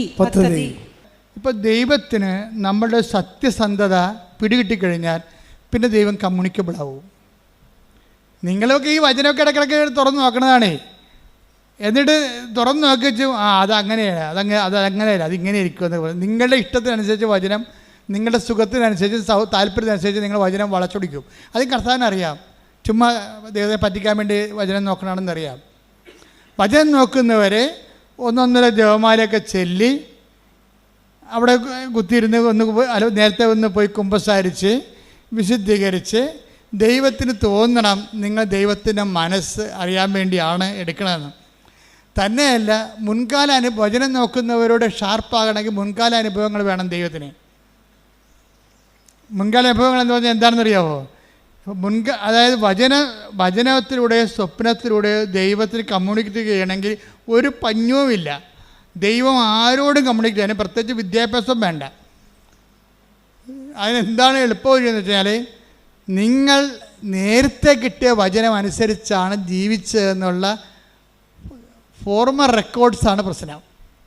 അത് ഭയങ്കര സീരിയസ് വിഷയമാണ്. പഴയ റെക്കോർഡ്സ് ഇല്ലേ, നിങ്ങൾ നേരത്തെയൊക്കെ വചനം എടുത്തിട്ടുള്ളതാണല്ലോ. അപ്പോഴും നിങ്ങൾ എന്നിട്ട് ആ വചനത്തിനെതിരായിട്ടായിരിക്കും ചെയ്യണത്. കർത്താവ് പറഞ്ഞ ആ സ്ഥലം എടുക്കരുതെന്ന് പറഞ്ഞു. ചിലപ്പോൾ ആ സ്ഥലം എടുക്കാൻ വേണ്ട വചനം നിങ്ങൾക്ക് സ്ഥലം വേണം, അതെടുക്കാനുള്ള വചനം നിങ്ങൾ പ്രാർത്ഥിച്ച് എടുത്തു കഴിഞ്ഞപ്പോൾ ചിലപ്പോൾ ഹക്കൽ ദേവന്മാർ രക്തത്തിൻ്റെ പറമ്പെന്നുള്ള വചനമായിരിക്കും ചിലപ്പോൾ കിട്ടിയത്. അപ്പോഴതിൻ്റെ അർത്ഥം എന്താണ്? അതെടുക്കരുതെന്നല്ല എൻ്റെ അർത്ഥം. പക്ഷേ നിങ്ങളെന്ത് ചെയ്യും? അയ്യോ അതെങ്ങനെ ചെയ്യുക, ഞാനെടുത്തില്ല, അവളാട്ട് കയറി എടുക്കുമെന്ന് പറയാം. ഇത് കൺസായല്ലേ? വേറെ ഒരുത്തി വീടിൻ്റെ പുറകിൽ താമസിക്കുന്നുണ്ട്, ഞാനെടുത്തില്ലെങ്കിൽ ആ പറമ്പ് അവൾ കയറി അടിക്കും, പിന്നെ അവളുടെ പൊങ്ങച്ചത് ഞാൻ കാണണം. അതിപ്പോൾ ഞാൻ ഉപയോഗിക്കണ്ടല്ലോ, മക്കൾക്ക് കൊടുത്താൽ മതി, അല്ലെ വിൽക്കാൻ വേണ്ടിയല്ലേ ഞാനെടുക്കും. ഇങ്ങനെ തരികിട തട്ടാമുടിയൊക്കെ പറയും ദൈവത്തോട്, ഇതിൽ സ്ഥലം എടുക്കും. അപ്പം തന്നെ നിൻ്റെ കാര്യത്തിലൊരു തീരുമാനമാകും. എന്താ കാര്യം? നീ ഒരു വചനം പറഞ്ഞാലും നിൻ്റെ താല്പര്യം അനുസരിച്ചുകൊണ്ട് നീ നിൻ്റെ ലാഭം നോക്കിയും നീ അത് വളച്ചൊടിച്ചിട്ട് ദൈവത്തിൻ്റെ വചനത്തെ നിരാകരിക്കൂ. അങ്ങനെ ഒരിക്കൽ നിരാകരിച്ചാൽ പിന്നെ വചനത്തോട് സംസാരിക്കത്തില്ല. വചനത്തെ സംസാരിക്കേണ്ട ഒരു കുഴപ്പമില്ല. ഞങ്ങളൊക്കെ തന്നെ ഈ വചനം തുറന്നു നോക്കി തന്നെയും വചനം എടുപ്പിച്ചും തന്നെ ജീവിക്കണത് എത്രയോ വർഷങ്ങളായി. Sharp ഷൂട്ടാണ്, correct. 2+2 4 പറയത്തുള്ളൂ, അല്ലാതെ 4.1 ഒന്നും പറയത്തില്ല. ദൈവം ഇൻട്രാക്ട് ചെയ്യണമല്ല, അതിൻ്റെ മീഡിയം അതാണ്. എല്ലാ സമയത്തുമൊക്കെ നമ്മളുടെ കൂടെ ഇങ്ങനെ നിഴല് പോലെ ഇങ്ങനെ ദൈവം സഞ്ചരിക്കും. ഉടമ്പടി പോലെ ഇങ്ങനെ സഞ്ചരിക്കാൻ പറ്റിയ ഒരു സംഭവമില്ല. കാര്യം മറ്റേത് പ്രാർത്ഥന നോക്കിയാലും ഉടമ്പടി 10 പേരെടുത്താൽ അവർ സത്യസന്ധരാണെങ്കിൽ 10 പേരുടെ കൂടെയും ദൈവം സഞ്ചരിക്കും. സ്വപ്നത്തിൽ സ്വപ്നം, ദർശനമെങ്കിൽ ദർശനം. ഇപ്പം കഴിഞ്ഞ ദിവസം ഒരു മോൾ സാക്ഷ്യം പറഞ്ഞു, ദൈവമേ നീ എന്നെ കൈവിട്ടാ, ഞാൻ പാപ്പരായല്ല എന്ന് ഞാൻ ചിന്തിച്ച് വിഷമിക്കണ ആ സമയത്ത് തന്നെ കൃപാസനത്തിൽ മാതാവിൻ്റെ മുമ്പിൽ 16 നൂറുകണക്കിന് മെഴുകുതിരി കത്തിക്കണ മാതാവിൻ്റെ ഫ്രണ്ട് വശത്ത് ഞാൻ നിൽക്കുമ്പോൾ എനിക്കടിക്കണ ഒരു മെഴുകുതിരിയുടെ ഉരുകിയ മണമുണ്ട്. അതെന്നെ പാസ് ചെയ്ത് പോയെന്ന്. അപ്പോൾ എനിക്ക് മനസ്സിലായി, അമ്മ കൈവിട്ടിട്ടില്ല, അമ്മ എൻ്റെ കൂടെയുണ്ടെന്ന്. അതായത് എന്ത് ഇപ്പം ഞാൻ തന്നെ, അതായത് ഞാൻ കഴിഞ്ഞ ദിവസങ്ങളിൽ എനിക്കൊരു അമേരിക്കൻ ധ്യാനം വന്നു. അപ്പോൾ ഞാൻ കൽക്കട്ടയിൽ പോയി വിസ ഇൻ്റർവ്യൂ നിൽക്കുകയാണ്. അപ്പോൾ എൻ്റെ 160 ഫോം കാണാനില്ല പോയി. അപ്പോൾ ഞാനവിടെ അത് പോയാൽ പിന്നെ ഇൻ്റർവ്യൂ നടക്കത്തില്ല. ഞാനവിടെ നിന്ന് കൂളായിട്ട് ജവമാല ചൊല്ലിക്കൊണ്ട് നിൽക്കുകയാണ്. അപ്പോൾ അവരയാൾ പറഞ്ഞ് കയറാൻ പറ്റത്തില്ല, നിങ്ങളുടെ ബയോമെട്രിയുടെ പേപ്പർ കാണാനില്ലെന്ന് പറഞ്ഞു. അപ്പോൾ ഞാൻ അവിടെ കൂടാതെ നിൽക്കുകയാണ്. ഞാൻ കൂടെ നിൽക്കുകയാണ്. സാർ എൻ്റെ ഉണ്ടായിരുന്നതാണ്, 25 കിലോമീറ്റർ അകലെയാണ് എൻ്റെ ഹോട്ടൽ, വേണമെങ്കിൽ ഇപ്പോൾ എടുത്തുകൊണ്ട് വരാം, പക്ഷേ ഇവിടെ എൻ്റെ രേഖകൾ കാണുമല്ലോ, സാർ ഒന്ന് സഹായിക്കണമെന്നൊക്കെ പറഞ്ഞു. ഞാൻ നിൽക്കണം. അങ്ങനെ നിൽക്കുമ്പോൾ ഞാനോടത്ത് ഈശോ ഇതിൻ്റെ അകത്ത് വല്ല കേസും ഉണ്ടോ എന്ന് ചോദിച്ചു. കേസ് അപ്പോൾ എന്നിട്ട് അവസാനം ഈ മനുഷ്യന് ഒരു അറിവ് തോന്നിയിട്ട് അവിടെ ഇൻ്റർവ്യൂവിൻ്റെ ഇടയ്ക്ക് കൂടി എന്നെ കയറ്റിക്കൊണ്ടുപോയി അവിടെ ഇൻ്റർവ്യൂ നടക്കി. ഞാൻ ചെല്ലുമ്പോൾ പല കൗണ്ടേഴ്സാണ്. കൗണ്ട് ചെയ്യുമ്പോൾ ഈ അമ്മ എന്നോട് പറഞ്ഞ് നീ കൗണ്ടറിൻ്റെ എണ്ണം നോക്കാൻ പറഞ്ഞു. അപ്പോൾ ഞങ്ങൾക്ക് എണ്ണം നോക്കിയപ്പോൾ നമ്പർ 6 ആണ്. അപ്പം ഇറ്റ്സ് ഓക്കെ, ഇനി പോയാലും പോയില്ലെങ്കിലും കുഴപ്പമില്ല, എന്താ കാര്യം അമ്മ കൂടെ ഉണ്ടല്ലോ, അത് മതി. നമ്പർ 6 ആരുടെ നമ്പരാ? അമ്മയുടെ നമ്പരാ. അത് നിങ്ങളെപ്പോഴും സൂക്ഷ്മതയുള്ളവരായിരിക്കണം. എല്ലാ സമയത്തും ഈ പ്രസൻസ് എന്ന് പറഞ്ഞ ഉടമ്പടിയുടെ ഒരു ഇട്ടിവെട്ട് സംഭവമാണ്. അത് ഈ ഉടമ്പടി എന്ന് പറയുമ്പോൾ മറ്റേതെന്ത് ഇത് ഗ്യാരണ്ടീഡ് അല്ലേ? കാര്യം ദൈവം വാഗ്ദാനം ചെയ്ത അതേ ഫോർമുല നമ്മൾ കണിശവും കൃത്യവുമായിട്ട് പ്രയോഗിച്ചുകൊണ്ട് ഒരു ആധ്യാത്മിക മുന്നേറ്റത്തിൽ നടത്തുമ്പോൾ നീ കറക്റ്റ് ദൈവപൈതലായിട്ട് മാറുകയല്ലേ. അപ്പോൾ ആ ദൈവപൈതലായിട്ട് മാറണ സമയത്ത് സ്വാഭാവികമായിട്ട് ദൈവത്തിൻ്റെ സാന്നിധ്യം ഉറപ്പാണ്. അതുകൊണ്ട് നിൻ്റെ സ്വപ്നങ്ങൾ നീ ശ്രദ്ധിക്കണം. ഞാൻ ഇടയ്ക്കൊക്കെ ആൾക്കാരോട് പറയുവേ, ഈ ദൈവം വരുന്ന ദേശീയപാതയാണ്. ഉടമ്പടി കഴിഞ്ഞാൽ പിന്നെ നമ്മുടെ ദൈവവും നമ്മളുടെ ബന്ധം പഞ്ചായത്ത് റോഡിൽ നിന്ന് സ്റ്റേറ്റ് ഹൈവേ നിന്ന് മാറിയിട്ട് ദേശീയപാതയായിട്ട് മാറും. അല്ലെങ്കിൽ നമ്മൾ മാറ്റണം അതിനെ. ഇപ്പം ദേശീയപാത എന്താ സംഭവിക്കണത്? ദേശീയപാത ഡൽഹിയിൽ നിന്ന് കന്യാകുമാരിയിലോട്ട് പോകണം, വേറെ ദീർഘദൂര പാതയാണ്. അവരെന്ത് ചെയ്യും? ആ ദീർഘദൂരമുള്ള ആൾക്കാർക്ക് വേണ്ടി സേഫാകാൻ ഇടയ്ക്ക് പട്ടി ചാടി വീഴുക, കഴുത പശു വന്ന് കയറുക. വടക്കേട്ടിലൊക്കെ ചെല്ലുമ്പോൾ പശുവാണ് നേരെ റോഡിൽ കൂടെ നടക്കണം മുഴുവനും. ഞാൻ തന്നെ അത്ഭുതപ്പെട്ടു പോയി. ഓട്ടോറിക്ഷയും ആൾക്കാരും സൈക്കിൾ റിക്ഷയും ഇതിൻ്റെയൊക്കെ കാറും പശുവും എല്ലാം കൂടി നടക്കണുണ്ട്. കഴിഞ്ഞ ദിവസങ്ങളൊക്കെ ഉത്തർപ്രദേശിലും ബീഹാറിലൊക്കെ ഞാൻ പോയി. അപ്പോൾ അവിടെ എല്ലാം ഇത് തന്നെ അവസ്ഥ. അപ്പോൾ അവിടെ അതായത് ഇതുപോലെയുള്ള അവസ്ഥകൾ മാറ്റിയിട്ട് ഇത് എല്ലാവരും കയറി നിരങ്ങണ ഒരു റോഡല്ല ദൂരയാത്രയ്ക്ക് ഉപയോഗിക്കണത്. അത് 2 സ്ഥലത്തും മതിൽ കെട്ടിയിട്ട് ദൂരയാത്രക്കാരെ മാത്രം സേഫ് ചെയ്യാൻ, ലോക്കലായിട്ടുള്ള ചെറിയ ദൂരത്തിൽ പോകുന്നവർക്കെല്ലാം സർവീസ് റോഡ് കൊടുത്തിരിക്കുകയാണ് ഗവൺമെൻറ്. നിങ്ങൾ ഉടമ്പടി എടുക്കുമ്പോൾ ഉടമ്പടി ഒരു ദീർഘദൂര യാത്രയാണ്. അതുകൊണ്ട് ആവശ്യമില്ലാത്തതൊക്കെ ഒഴിവാക്കിയേക്കണം. പട്ടി പശു കഴുത ആവശ്യമില്ലാത്തൊക്കെ പോയി നിരങ്ങരുത്. എല്ലാത്തിനകത്ത് പോയി വാർത്തലൊക്കെ പിടിക്കരുത്. അതിൻ്റെ ഇപ്പം കൃപാസനത്തിൽ എനിക്കൊരു പോളിസിയുണ്ട്. കാര്യം ഞാൻ ഇമ്പോർട്ടൻസ് കൊടുക്കണമെന്നുണ്ടെങ്കിൽ ഇവിടുത്തെ സാക്ഷ്യം കുറഞ്ഞാൽ മാത്രമേ ഞാൻ ഇമ്പോർട്ടൻസ് കൊടുക്കത്തുള്ളൂ. അല്ലെങ്കിൽ ഉടമ്പടിയിലുള്ള അനുഭവങ്ങൾ കുറയുന്നുണ്ടെങ്കിൽ മാത്രമേ ഞാൻ ഇമ്പോർട്ടൻസ് കൊടുത്തുള്ളൂ. ബാക്കിയുള്ള കാര്യങ്ങൾക്ക് ഒരു കറക്ഷൻ കൊടുക്കും, അത്രേ ഉള്ളൂ. ആ ചാപ്റ്റർ അടച്ച് ക്ലോസ് ചെയ്യും. ഒന്നെങ്കിൽ അയാളെ ഞാൻ ക്ലോസ് ചെയ്യും, അല്ലെങ്കിൽ അയാളുടെ ഈ കൃപാസനത്തിലുള്ള ഓരോ കൗണ്ടറിലൊക്കെ ഓരോ ആൾക്കാർ ഇരിപ്പില്ലേ, ആ കൗണ്ടറിലുള്ള അവരുടെ ജോലി ഞാൻ ക്ലോസ് ചെയ്യും. അല്ലെന്നുണ്ടെങ്കിൽ അവരുമായിട്ട് മുന്നോട്ട് പോകത്തില്ല. എന്താ കാര്യം? അതൊക്കെ ലോക്കൽ പരിപാടികളാണ്. നമുക്ക് ആ ലക്ഷ്യങ്ങളില്ല. നമ്മുടെ ലക്ഷ്യം നമ്മൾ ദേശീയ പാതയിലൂടെ സഞ്ചരിക്കുന്നതാണ്. അപ്പോൾ നിത്യതയ്ക്കുള്ള യാത്രയിൽ നമ്മളെപ്പോഴും പ്രയോറിറ്റി കൊടുക്കണം. ഇപ്പോൾ ആ നാത്തിനുമായിട്ട് ഇടിവെച്ച്, അമ്മായിയമ്മയുമായിട്ട് ഇടിവെച്ച്, മരുമകളുമായിട്ട് ഇടിവെച്ച്, പിന്നെ ഓരോ കാര്യത്തിനും കയറി നിങ്ങൾ കെട്ടുപിണഞ്ഞ് അങ്ങനെ ഒന്നും ചെയ്യാൻ പാടില്ല. അത് മതിൽ കെട്ടി തിരിച്ചിട്ട് കഴുതയും പശുവൊക്കെ പോകാൻ വേണ്ടി സർവീസ് റോഡ് വെച്ചേക്കണം. അത് നിങ്ങൾ നിത്യതയിലേക്ക് പോണ വഴിയാണ്. നിത്യതയിലേക്കുള്ള വഴിയിൽ നല്ല ആവശ്യമില്ലാത്ത ട്രാഫിക് ഉണ്ടാക്കരുത്. U got the point. Pedia ആവശ്യമില്ലാത്ത വണ്ടി പോയി തലയിടരുതെന്നാണ് ഈ പറഞ്ഞോളൂ വെച്ചാൽ. ഓരോരുത്തരെ കുറിച്ചൊക്കെ ഇങ്ങനെ പറഞ്ഞുകൊണ്ടിരിക്കും. പക്ഷേ ദി ഹാവ് നോ ഐഡിയ. നിങ്ങൾ മൂളിക്ക് വെക്കും, ചിലപ്പോൾ അവരോട് ചിലപ്പോൾ യെസ് ഓർ നോ പറയും, അത്രേ ഉള്ളൂ. പക്ഷേ നിങ്ങൾ പേഴ്സണലായിട്ടും അതിനകത്ത് ഇൻവോൾവ് ചെയ്യരുത്. കാര്യം എന്താ? നിങ്ങൾ ഉടമ്പടിയിലാണ്. പ്രാർത്ഥിക്കുക. കർത്താവായ ദൈവമേ, കർത്താവായ ദൈവമേ, അങ്ങയുമായി ഉടമ്പടിയിലായിട്ടുള്ള നിത്യതയുടെ ദേശീയപാതയിൽ സഞ്ചരിക്കുന്ന എന്നെ ആ പാതയിലൂടെ നിത്യത വരെ സഞ്ചരിക്കുന്നതിന് പിൻപിടുത്തം ചെയ്യുന്ന എല്ലാ വിഷയങ്ങളുടെ മേലും എനിക്ക് വിടുതൽ നൽകണമേ. ശ്രദ്ധിക്കട്ടെ.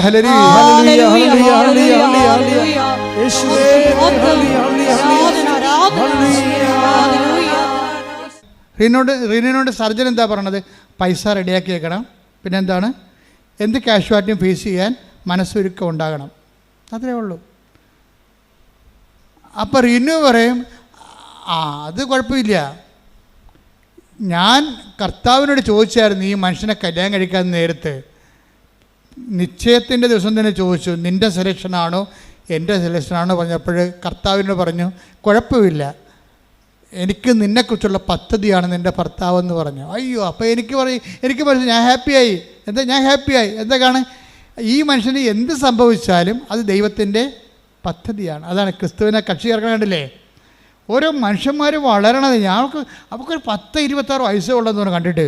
പക്ഷേ ഇട്ടിവിടെ വർദ്ധന പറയണത് 10-76 കൊല്ലം ഇവിടെ ജീവിച്ചതിൻ്റെ ആധ്യാത്മിക അനുഭവമാണ്. ആധ്യാത്മിക അനുഭവത്തിൽ റീനു പറയുന്നൊരു കാര്യമുണ്ട്. അതായത് ഞാൻ അനുഭവിച്ച് വളർന്ന ഒരു സത്യമുണ്ട്. അനുഭവിച്ച് വാക്കല്ല ഇങ്ങനെ എടുത്തെടുത്ത് പറയണം. ഞാൻ അനുഭവിച്ച് വളർന്ന ഒരു സത്യമുണ്ട്. എന്താണ് ആ സത്യം?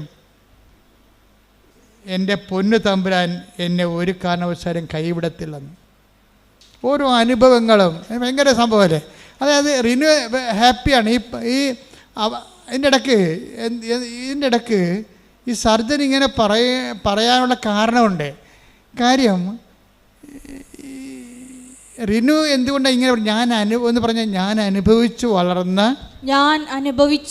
ഒരു സത്യമുണ്ട്. എന്റെ പൊന്നു തമ്പുരാൻ ഒരിക്കലും എന്നെ കൈവിടത്തില്ല.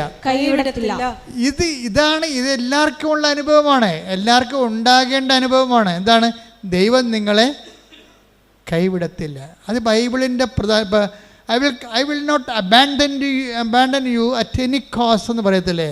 13:5 ഞാൻ നിന്നെ ഒരു വിധത്തിലും അവഗണിക്കുകയോ എന്ന് പറഞ്ഞ ഞാൻ നിന്നെ ഒരു വിധത്തിലും അവഗണിക്കുകയോ ഉപേക്ഷിക്കുകയോ ഇല്ല എന്ന് അവിടുന്ന് പറഞ്ഞിട്ടുണ്ടല്ലോ. അതാണ് അതിൻ്റെ വചനം. അതാണ് ഈ റീനു പറയണത്. ഞാൻ അനുഭവിച്ച് വളർന്ന ഒരു സത്യമുണ്ട്. എന്താ സത്യം? അവിടുന്ന് എന്നെ ഒരു കാരണവശാലും കൈവിടത്തില്ലെന്ന്. എന്താ ഇങ്ങനെ പറഞ്ഞാറേ? ഇങ്ങനെ പറയാൻ കാരണം ഇവളുടെ ഭർത്താവിനെ സ്കാൻ ചെയ്ത് കഴിഞ്ഞപ്പോൾ ഹൃദയത്തിൻ്റെ ധമനിയിൽ ഒരു വെജിറ്റേഷൻ. അപ്പോൾ ഡോക്ടർ പറഞ്ഞ് ഇത് ബ്ലഡ് ബ്ലോക്ക് ചെയ്യും, ഹൃദയം ഓപ്പറേറ്റ് ചെയ്യേണ്ടി വരുമെന്ന് പറഞ്ഞ്. അപ്പോൾ 1 by 1 ആയിട്ട് ഈ മനുഷ്യനെ ഇപ്പോൾ കൊണ്ടുപോയ രോഗമല്ല ഇപ്പോൾ ഉള്ളത്. ഇപ്പോൾ ഉള്ളത് ഹൃദയത്തിന് വാൽവിൻ്റെ ഉള്ളിലൊരു വെജിറ്റേഷൻ, പൂപ്പൽ ഇങ്ങനെ കൾച്ചർ ചെയ്ത് വളർന്ന് വരികയാണ്. അത് വളർന്നു വരുന്നതനുസരിച്ച് ബ്ലോക്ക് ചെയ്തുകൊണ്ടിരിക്കും. അപ്പോൾ അവൾ എന്നാ ചെയ്തതെന്ന് വെച്ച് കഴിഞ്ഞാൽ അവൾ ആശുപത്രി ചാപ്പലിൽ കയറിയിട്ട് പറഞ്ഞു, ഞാൻ ഒറ്റക്കാണെന്ന് പറഞ്ഞു കർത്താവിൻ്റെ. അപ്പം ചാപ്പലിലെ മുഴുവൻ ലൈറ്റ് ഓഫായി കിടക്കിയിരുന്നു. ഞാൻ ഒറ്റക്കാണെന്ന് പറഞ്ഞപ്പോൾ അവളങ്ങനെ പറയാൻ കാരണമുണ്ട്. അവളുടെ അമ്മ ഒരിക്കൽ അവളോട് പറഞ്ഞു, കൃപാസനം പത്രം കാണിച്ചു കൊടുക്കും. എടി ഇത് കണ്ടേടി, ഈ പത്രാധിപെക്കുറിച്ച് ഈ പ്രാവശ്യം അച്ഛൻ എഴുതിയിരിക്കണ വായിച്ചേ. മോസസ് ഈജിപ്തിൽ ഫറവോനടുത്ത് പോകാൻ പറഞ്ഞപ്പോൾ മോസസ് പറഞ്ഞു, ഞാൻ ഒറ്റക്കാണെന്ന് പറഞ്ഞ്, ഞാൻ എങ്ങനെ പോകും? അപ്പോൾ പറഞ്ഞു, ഞാൻ നിൻ്റെ കൂടെ വരുമെന്ന്. അപ്പോൾ എന്നിട്ട് ഞാനത് വ്യാഖ്യാനിച്ച് പറഞ്ഞു, നമ്മൾ ഒറ്റക്കാണെങ്കിൽ ഉറപ്പായിട്ടും കർത്താവ് കൂടെ ഉണ്ടാകുമെന്ന്. അവളിപ്പോൾ ഭർത്താവിൻ്റെ ഹൃദയനാളിക്ക് പൂപ്പലടിച്ചപ്പോൾ സർജൻ ഹൃദയം ഓപ്പറേഷൻ ചെയ്യണം, അത് കാഷ്വാലിറ്റി ഉണ്ടാക്കുമെന്ന് പറഞ്ഞപ്പോൾ അവൾ പറഞ്ഞു ഞാൻ ഒറ്റക്കാണെന്ന്. അപ്പോൾ ആ ഇരുട്ടത് ചാപ്പലിൽ മങ്ങിയ വെളിച്ചത്തിൽ ഞാൻ എൻ്റെ യേശുവിനെ കണ്ടെന്ന്. ശ്രുതികട ഹല്ലേലൂയ. അപ്പോൾ ഹൃദയത്തിൻ്റെ ഉള്ളിലുള്ള ഈ വെജിറ്റേഷൻ അത് ഓപ്പറേഷന് വേണ്ടി സർജൻ നിർബന്ധിക്കുമ്പോൾ ഇത് എന്ത് കാഴ്ചയാണ് സംഭവിക്കുമെന്ന് ഓർത്തുകൊണ്ട് ഭർത്താവ് തന്നെ അവൾ പറയും ഞാൻ ഇനി അമ്മയുടെ അടുത്തുനിന്ന് പോയിട്ട് വരാമെന്ന് പറയും. അപ്പോൾ ഭർത്താവ് ചോദിക്കും, റോജിൻ ചോദിക്കും, റിനു നിനക്ക് ഇപ്പം പോകണോ? എന്താണ് എൻ്റെ അവസ്ഥ മോശമാണ്, ചിലപ്പോൾ നീ വരുമ്പോൾ ഞാൻ ഉണ്ടായില്ലെന്ന് വരും. ആ ചോദ്യം കേൾക്കുന്നത് നമ്മളെ കണ്ടാലേ അത് മനസ്സിലാകത്തുള്ളൂ. ഇവിടെ പറയും ഞാൻ ഇനിയിപ്പോൾ ഒരു തീരുമാനത്തിൻ്റെ സമയമായില്ലേ, ഇനി ഞാൻ അമ്മയെടുത്ത് പോയിട്ട് വരാമെന്ന് പറയും. അമ്മയെടുത്ത് വരാൻ പോകുമ്പോൾ ഭർത്താവ് തേങ്ങും, റീനു നിനക്ക് ഇപ്പം പോകണോ എന്ന് ചോദിക്കും. അപ്പോൾ റീനു പറഞ്ഞ ഉത്തരവുണ്ട്, റോജിൻ ഞാൻ എപ്പോഴെങ്കിലും പോയപ്പോൾ നിങ്ങൾക്ക് ഗുണമല്ലാതെ ദോഷം വന്നിട്ടുണ്ടോയെന്ന് ചോദിക്കും. അപ്പോൾ എന്നാൽ നീ പോകാൻ പറയും. ഇവൾ പോയിട്ട് തിരിച്ചു ചെല്ലുമ്പോൾ ഈ വെജിറ്റേഷൻ കാണാനില്ലെന്ന് ഡോക്ടർ പറയും. ഹല്ലേലൂയ ഹല്ലേലൂയ ഹല്ലേലൂയ. അതാണ് റിന്യൂ പറയണത്. ഞാൻ അനുഭവിച്ച് വളർന്ന ഒരു സത്യമുണ്ട്. എന്താണ്? ഞാൻ അനുഭവിച്ച് വളർന്ന ഒരു സത്യമുണ്ട്. എന്താണ്? എൻ്റെ ദൈവം ഒരിക്കലും എന്നെ ഉപേക്ഷിക്കത്തില്ല. ഇത് നമ്മളെല്ലാവരും അനുഭവിച്ച് വളരേണ്ട സത്യമാണ്. ഈ ഉടമ്പടി നിന്നോട് പറയണ എന്താ? ഉടമ്പടി ആക്കിയതിൻ്റെ കാര്യം എന്താണ്? ബൈലാറ്ററൽ എഗ്രിമെൻറ്റിലൂടെ നിൻ്റെ കർത്താവിൻ്റെ കരങ്ങളെ നിന്നെ പിടിപ്പിക്കാൻ വേണ്ടി തന്നെയാണ്. നിങ്ങൾ ഒരുമിച്ചല്ല ഇനി യാത്ര വരണ ദൈവമായിട്ട്. ആ ഒരുമിച്ച് യാത്രയാകാൻ വേണ്ടിയാണ് നിങ്ങളോട് പല സമയത്തും ദൈവത്തിൻ്റെ സാന്നിധ്യത്തിൻ്റെ ഒരു അറ്റ്മോസ്ഫിയറും ആംബിയൻസും ക്രിയേറ്റ് ചെയ്യാൻ വേണ്ടിയാണ് അവൻ പറയണ പോലെ നമ്മൾ ചെയ്യണത്. പിടികിട്ടിയാ? അത് നിങ്ങൾ മനസ്സിലാക്കണം. ഈ ആംബിയൻസ് ആൻഡ് അറ്റ്മോസ്ഫിയർക്ക് നമ്മൾ ദൈവത്തിൻ്റെ സാന്നിധ്യം ഗ്യാരണ്ടി ചെയ്യണ ഒരു ആംബിയൻസ്, ഒരു അറ്റ്മോസ്ഫിയർ, ഒരു സാഹചര്യം, ഒരു കാലാവസ്ഥ നമ്മൾ രൂപപ്പെടുത്തിയെടുക്കുന്നതിൻ്റെ ഉദ്ദേശം എന്താ? അതുകൊണ്ടാണ് ഈ റിന്യൂ പറയവേ, എൻ്റെ ഭർത്താവ് ഇങ്ങനെ മരണത്തോട് നോക്കി നിൽക്കുമ്പോഴും എൻ്റെ മനസ്സിൽ ഞാൻ കർത്താവിന് പറയും, കർത്താവേ കല്യാണ നിശ്ചയത്തിൻ്റെ തലേ ദിവസം ഞാൻ നിന്നോട് ചോദിച്ചതല്ലേ നിൻ്റെ സെലക്ഷനാണോ എന്ന്. അപ്പോൾ നീ പറഞ്ഞില്ലേ നിൻ്റെ പദ്ധതിയാണെന്ന്. അപ്പോൾ എനിക്ക് പ്രശ്നമില്ല, എന്തെങ്കിലും വന്നാൽ നീ നോക്കിക്കൊള്ളുമല്ല. എന്നിട്ട് ഇന്നും അതിനെ കൺക്ലൂഡ് ചെയ്യുന്ന രീതിയുണ്ട്. വൺസ് നമ്മൾ ദൈവത്തിൻ്റെ ഇഷ്ടമാണ് എടുത്തതെങ്കിൽ പിന്നെ നമുക്ക് ധൈര്യമായിട്ട് ജീവിക്കാവുന്ന എല്ലാ വിഷയങ്ങളും നമ്മൾ ദൈവത്തിൻ്റെ ഇഷ്ടമാണ് എടുത്തതെങ്കിൽ എല്ലാ വിഷയത്തിലും നമുക്കൊരു ഇഷ്ടമുണ്ടാകും. കാര്യം അതെല്ലാം കമ്പാരിറ്റീവായിട്ടുള്ള ഇഷ്ടമാണ്. മറ്റുള്ളവരുടെ ഓരോ കാര്യം കണ്ടിട്ടാണ് നമ്മൾ അതുപോലെയൊക്കെ ആകാൻ വേണ്ടി ശ്വാസം പിടിച്ച് നടക്കുന്നത്. അല്ല നമ്മളെ സംബന്ധിച്ചിടത്തോളം എനിക്ക് നിന്നെക്കുറിച്ച് പദ്ധതി ഉണ്ടെന്നല്ല, അല്ല എല്ലാവരെയും കുറിച്ചുള്ള പദ്ധതിയും ഒരു കളക്റ്റീവായിട്ടുള്ള പദ്ധതി അല്ല, ഒരു പേഴ്സണലായിട്ടുള്ള പ്രോജക്റ്റാണ്, ഒരു കളക്റ്റീവ് പ്രോജക്റ്റ് അല്ല. എനിക്ക് നിന്നെക്കുറിച്ചൊരു പദ്ധതിയുണ്ട്. അപ്പോൾ ചിലപ്പോൾ നിൻ്റെ അനിയത്തിക്കുള്ള പദ്ധതി ആയിരിക്കത്തില്ല നിനക്കുണ്ട പദ്ധതി. അതെപ്പോഴും നിങ്ങൾ മനസ്സിലാക്കണം. അനിയത്തിക്ക് എന്താ ഒരു കുഴപ്പമില്ല, നീ ഇപ്പോഴും കല്യാണം കഴിച്ചിട്ടില്ല, നീ ചേടത്തിയാണ്. അനിയത്തി ഒരുത്തനല്ല, അവൾക്ക് 19 വയസ്സായപ്പോൾ തന്നെ അവൾ ലൈനടിച്ച് കല്യാണം കഴിച്ചു. അവൾ ആ കൊല്ലം തന്നെ പ്രഗ്നൻ്റായി. ഇപ്പോൾ എന്താ നീ എന്ത് പറ്റി? നീ ഇപ്പോഴും കല്യാണം കഴിച്ചിട്ടില്ല, പ്രഗ്നൻ്റ് വരെ, നീ ചേടത്തിയാണ്. നീ എന്ന കുഞ്ഞുനാൾ തൊട്ട് മാതാവിൻ്റെ ദൈവത്തിന് മാറാതെ നടക്കുന്ന ആളാണ്. കണ്ടില്ലേ? അനുഭവങ്ങൾ എന്തെങ്കിലും ദൈവത്തിൽ നേടിയെടുക്കാനുള്ള ഭൗതികമായ ലക്ഷ്യങ്ങൾ വെച്ചുകൊണ്ട് നീ ദൈവത്തെ ലക്ഷ്യം വെച്ചാൽ ദൈവത്തെ നിനക്ക് നഷ്ടപ്പെട്ടിരിക്കും. എന്താ കാര്യം? ദൈവത്തിൻ്റെ പദ്ധതി, ചേടത്തിക്കൊരു പദ്ധതി ഉണ്ടാകും, അനിയത്തിക്ക് പദ്ധതി വേറെ ആയിരിക്കും. അതുകൊണ്ടാണ് പറയണത് 29:11 എനിക്ക് നിന്നെക്കുറിച്ച് പദ്ധതി ഉണ്ടല്ല, നിങ്ങളെക്കുറിച്ച് കുടുംബത്തിൽ മൊത്തം പദ്ധതി ഉണ്ടെന്നല്ല, ചില പദ്ധതികൾ പേഴ്സണലാണ്. പ്രാർത്ഥിക്കുക, കർത്താവായ ദൈവമേ, എൻ്റെ ജീവിതത്തിന്റെ അനുഭവങ്ങളെ മറ്റുള്ളവരുമായി താരതമ്യം ചെയ്യാതെ അത് ദൈവവും ഞാനും തമ്മിലുള്ള നിത്യരക്ഷയെ അവലംബമാക്കുന്ന ദൈവത്തിന്റെ സ്വകാര്യ സ്നേഹത്തിന്റെ പദ്ധതിയാണെന്ന് വിവേചിച്ച് മനസ്സിലാക്കാൻ എനിക്ക് പ്രത്യേക അഭിഷേകം നൽകണമേ. ശ്രദ്ധിക്കണേ. നമുക്ക് വളരെ ദൈവത്തിൻ്റെ കൃപ, ശക്തി, വിടുതൽ, സൗഖ്യമൊക്കെ കരഞ്ഞടിക്കുമ്പോൾ നിറഞ്ഞു നിൽക്കുന്ന ഒരു സമയമാണ്. ഹൃദയത്തെ സന്തോഷിക്കണം. വിഷാംശം ശരീരത്തിൽ പ്രവേശിച്ചവരെ കർത്താവിൻ്റെ വിശുദ്ധമായ രക്തം കലർത്തിക്കൊണ്ട് അവരുടെ കെടു രക്തത്തിൽ നിന്ന് അവരെ വിശുദ്ധീകരിച്ചുകൊണ്ട് ത്വക്ക് രോഗങ്ങളിൽ നിന്ന് മറ്റൊരു രോഗങ്ങളിൽ നിന്ന് മാംസത്തിൻ്റെ ചൊറിഞ്ഞ പൊട്ടകളിൽ നിന്ന് സുഖപ്പെടുന്ന സന്ദേശമുണ്ട്. ശ്രുതിക്കട്ടെ. ഹല്ലേലൂയ ഹല്ലേലൂയ ഹല്ലേലൂയ. യേശുവേ, രോഗസൗഖ്യ സന്ദേശം നന്ദി പറയുന്നു. ഞങ്ങളുടെ ഇടയിലുള്ള അവിടുത്തെ സാന്നിധ്യത്തെ നന്ദി പറഞ്ഞു സ്തുതിക്കുന്നു. ഹല്ലേലൂയ. ആരാധന ആരാധന. കർത്താവേ, നിന്റെ വിശുദ്ധ പൗരോഹിത്യത്തെ മഹത്വപ്പെടുത്തണമേ. കർത്താവേ, സഭയിലുള്ള സാന്നിധ്യം പ്രകടമാക്കണമേ. ഈശോ മുടന്തനെ പോലെ ക്രിസ്തുവാണ് എന്നെ സുഖപ്പെടുത്തിയതെന്ന് നാട് മുഴുവൻ പറഞ്ഞു നടക്കുമ്പോൾ, അവനെ നേരത്തെ അറിയാമായിരുന്നവനെ അവന് സംഭവിച്ച മാറ്റങ്ങൾ തിരിച്ചറിയുമ്പോൾ ജനങ്ങളും രാജ്യങ്ങളും ക്രിസ്തുവിലേക്ക് തിരിച്ചു വരാൻ വേണ്ടി ദൈവമേ ഞങ്ങളെ സുവിശേഷത്തിന്റെ ഉപകരണങ്ങളാക്കണമെന്ന് പ്രാർത്ഥിച്ചുകൊണ്ട് ശ്രദ്ധിക്കട്ടെ. ഹല്ലേലൂയ ഹല്ലേലൂയ. മഹത്വം മഹത്വം.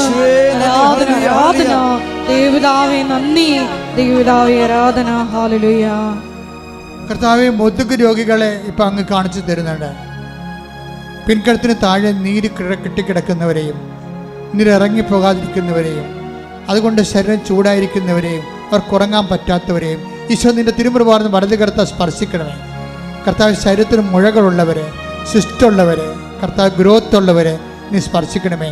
യേശു ക്രിസ്തു ഉന്നതമായ നാമത്തിൽ എല്ലാ സിസ്റ്റുകളും ഗ്രോത്തുകളും മുഴകളും യേശുവിന്റെ നാമത്തിൽ മാറിപ്പോകട്ടെ. ഹല്ലേലൂയ ഹല്ലേലൂയ ഹല്ലേലൂയ. യേശുവേ ആരാധന ആരാധന. ഹല്ലേലൂയ ഹല്ലേലൂയ ഹല്ലേലൂയ. ഹല്ലേലൂയ. മഹത്വം മഹത്വം. കക്ഷത്തിനും മടക്കുകളിലും കാലിനും മടക്കുകളിലും ചൊറിഞ്ഞു പൊട്ടുകയും അത് അലർജി ആവുകയും വെള്ള പാണ്ടാടെ മാറുകയും ചെയ്യുന്ന വ്യക്തികളെ കർത്താവ് സൗഖ്യപ്പെടുത്തിക്കൊണ്ടിരിക്കുന്നു. കർത്താവ് നിന്റെ തിരുമുറുവാർന്ന് അണിപ്പെടുതാർന്ന വലതുകരം ഓരോ മകളുടെ മേലും വെക്കണമെന്ന് പ്രാർത്ഥിക്കുന്നു. കണ്ണ് സന്ധ്യബന്ധങ്ങളിൽ കർത്താവിനത്വം നിറയട്ടെ. മാംസപേശികളിൽ കർത്താവിനത്വം നിറയട്ടെ. ഉച്ചമുതൽ ഉള്ളംകാല് വരെ കർത്താവിനത്വം നിറയട്ടെ. എല്ലാ രോഗങ്ങളും മാർഗ രോഗങ്ങളും യേശുക്രിസ്തു നാമത്തിൽ, യേശുക്രിസ്തുവിന്റെ വിശുദ്ധമായ രക്തത്താൽ എല്ലാ അലർജികളും യേശുവിന്റെ നാമത്തിൽ മാഞ്ഞു പോകട്ടെ. ശ്രുതിക്കട്ടെ. ഹല്ലേലൂയ ഹല്ലേലൂയ ഹല്ലേലൂയ. യേശുവേ നന്ദി. ഹല്ലേലൂയ ഹല്ലേലൂയ ഹല്ലേലൂയ ഹല്ലേലൂയ. യേശുവേ, രോഗസൗഖ്യ സന്ദേശത്തിന് നന്ദി പറയുന്നു. കർത്താവ് 1 Corinthians 1:4 പ്രാർത്ഥിക്കുന്നു. Help those who are all kind of travels. എല്ലാ തരത്തിലുള്ള ക്ലേശം അനുഭവിക്കുന്നവരെ സഹായിക്കുവാൻ കർത്താവേ. കർത്താവ് ഓരോ തരത്തിലും ക്ലേശം അനുഭവിക്കുന്നവരെ കർത്താവേ അങ്ങ് അവർക്കെല്ലാം വേണ്ടി പ്രാർത്ഥിക്കുന്ന കർത്താവേ. അമ്മയെ പരിശുദ്ധമ്മ കൃപാസനത്താറെ ജീവനോടെ പ്രത്യക്ഷപ്പെടുക. ആ പ്രത്യക്ഷത്തിൻ്റെ സ്ഥിരീകരണത്തിനായി ആയിരക്കണക്കിന് ആരാധന നടത്തിയ ആരാധന സന്നിധാനത്തിൽ നിന്ന് യേശുക്രിസ്തു നാമത്തെ കൽപ്പിക്കുന്ന മാരകരോഗങ്ങൾ, തീരാവേദികൾ, ജീവിത ദുരിതങ്ങൾ യേശു നാമത്തിൽ മാറിപ്പോകട്ടെ. ഹല്ലേലൂയ ഹല്ലേലൂയ ഹല്ലേലൂയ. യേശുവേ നന്ദി. ഹല്ലേലൂയ ഹല്ലേലൂയ ഹല്ലേലൂയ ഹല്ലേലൂയ.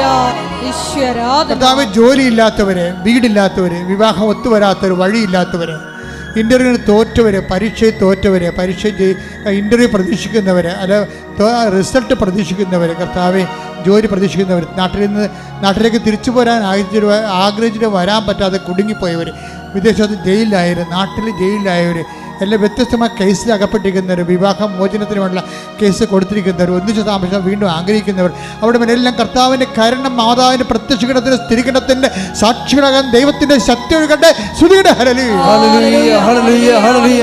യേശുവേ നന്ദി. ഹല്ലേലൂയ ഹല്ലേലൂയ. കർത്താവേ, നിന്റെ വിശുദ്ധ പൗരോഹിത്യത്തെ മഹത്വപ്പെടുത്തണമേ. 38 വർഷം ഞാൻ അർപ്പിച്ച കൃപാന്റെ യോഗ്യതയാൽ കൃപാസ്ഥാനത്താറെ ജീവനോടെ പ്രത്യക്ഷപ്പെട്ട പരിശുദ്ധ അമ്മയുടെ മാധ്യസ്ഥത്താൽ മക്കളില്ലാത്തവർ നീ ആശീർവദിക്കണമേ. വിവാഹം ഒത്തുവരാത്തവർ നീ ആശീർവദിക്കണമേ. ഭവനങ്ങളില്ലാത്തവർ നീ ആശീർവദിക്കണമേ. കേസ് അകപ്പെട്ടിരിക്കുന്നവർ നീ ആശീർവദിക്കണമേ. പലതരത്തിലുള്ള ചീത്ത സ്വഭാവങ്ങളിൽ തെറ്റായ ബന്ധങ്ങൾ അകപ്പെട്ടിരിക്കുന്നവരെ നീ ആശീർവദിക്കണമേ. ജപ്തിയും അതുപോലെ തന്നെ സ്ഥലം വിൽക്കാനുള്ളവർ, അതുപോലെ തന്നെ ആധ്യാത്മികമായ തകർച്ച വന്നവർ, ആധ്യാത്മികമായ പാപകരമായ ജീവിത അവസ്ഥകളിൽ കുടുങ്ങിപ്പോയവർ, എല്ലാ മാരക പാപങ്ങളും ജീവിത സാഹചര്യങ്ങളും യേശു ക്രിസ്തുവിന്റെ നാമത്തിൽ ഡെലിവർ ആകട്ടെ. ശ്രുതിയുടെ ഹല്ലേലൂയ ഹല്ലേലൂയ ഹല്ലേലൂയ ഹല്ലേലൂയ ഹല്ലേലൂയ. യേശുവേ നന്ദി. ഹല്ലേലൂയ ഹല്ലേലൂയ. ഹല്ലേലൂയ ഹല്ലേലൂയ ഹല്ലേലൂയ. നാഥാവരേണമേ എന്നിൽ നിറയണമേ. നാഥാവരേണമേ സൗഖ്യം നൽകണമേ. നാഥാ വരണമേ. നാഥാവരേ